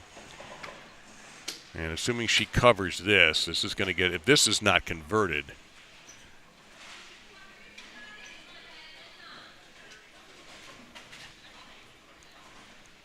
If you are just joining, this is the Baker best of matches. We've already had a point earned to each team. One the traditional team, one in the 5 Baker total pinfall. You see that scrolling at the top of your screen. 203 max. If this is converted. Yeah, it's all but over with the conversion here. Yep. So right now it's 186 the score, and that's with the spare working and the 10th frame left. With that miss right there, the best La Tech can do is 193. So just a couple of pins here. Sam Houston's going to advance to our championship match. Just stay behind the line. So Louisiana Tech, who was in trouble from almost the beginning of this event and courageously fought their way through, will now have to wait till Wednesday to find out if they have nailed down a spot in the NCAA championship in an at-large bid. Certainly beginning to think Sam Houston's going to get one. They could be winning 2 tournaments in a row, having won in Tennessee last week, and now in a position, although they will have to emerge by beating Arkansas State twice, but I think Sam Houston has just about nailed down a spot. Still mind-blowing to me that these are the 5th and 6th seeds, Yep. and they're talented that much. They have that much talent. Anybody who's been with us for even a half of a day would completely agree. So they'll make an announcement exactly on the time for play, and that's when we will come back. Maybe we'll get the stream started a few minutes beforehand so you can warm up along with the players, and then we'll have a better idea of what's going on. I'm smelling around 11, maybe 12, right on the dot, Central Time Zone. Yeah, I'm thinking after practice and everything, we are looking right at around a noon start, which is what I think I had the stream scheduled for originally, so we're right on time. We will find out officially from Rick Barbera. We will stay on until we find out that time for all of you. Well, he'll announce it right after this shot, my prediction. Rick is on his game. So congratulations to Sam Houston for advancing to the championship round. The best tradition in sports, I'm now naming that. The good bowling wave. Got to find a better name for that, though. And Louisiana Tech has been knocked out of this event. So Arkansas State sitting at the top there. They have, as they used to be in the 1960s in the NBA, when you would have 3 to make 2 or 2 to make 1 in foul shots, they have 2 to make 1. They can miss 1 and still win the championship. And they should be resuming, not yet. They're going to wait to get an official time before they can. Here we go. Congratulations to Sam Houston, who now moves into the championship match to face Arkansas State. We will start the warm-up session for that match at 11:50. And the competition will start 25 minutes later. Oh, 25 minutes after that. So 12:15. Okay. We'll be on a little, probably about 12:10 we'll be on. Wednesday at 4 p.m. Eastern Time on NCAA.com, where the 17 teams will be announced that will be advancing to the NCAA championships. Good luck to Louisiana Tech. So there you have it. I don't know if you're able to hear Rick, but just reminding everybody about the NCAA show. Wishing good luck to Louisiana Tech, as I'm sure speaking on Mike's behalf, we will absolutely wish them the very best. I hope that they're found to be a deserving team. They certainly showed quite a bit of mettle here in fighting back out of that loser's bracket. But it's Sam Houston trying to win 2 tournaments in a week, basically. But to do so, they're going to have to win the full Monty against Arkansas State and then a bonus Baker right after that. So we're going to sign off until a little bit after, what probably we say, about 12:10? About 12:10 we'll be back right on the air, and we'll start 5 minutes after that. There you have it from the man himself, the man who birthed InsideBowling.com, Mike Flanagan. This is live coverage of the 2023 Southland Bowling League. We're down to the title match, Sam Houston versus Arkansas State. I'm Dave Lamont. We will see you at 12:10 Central Time.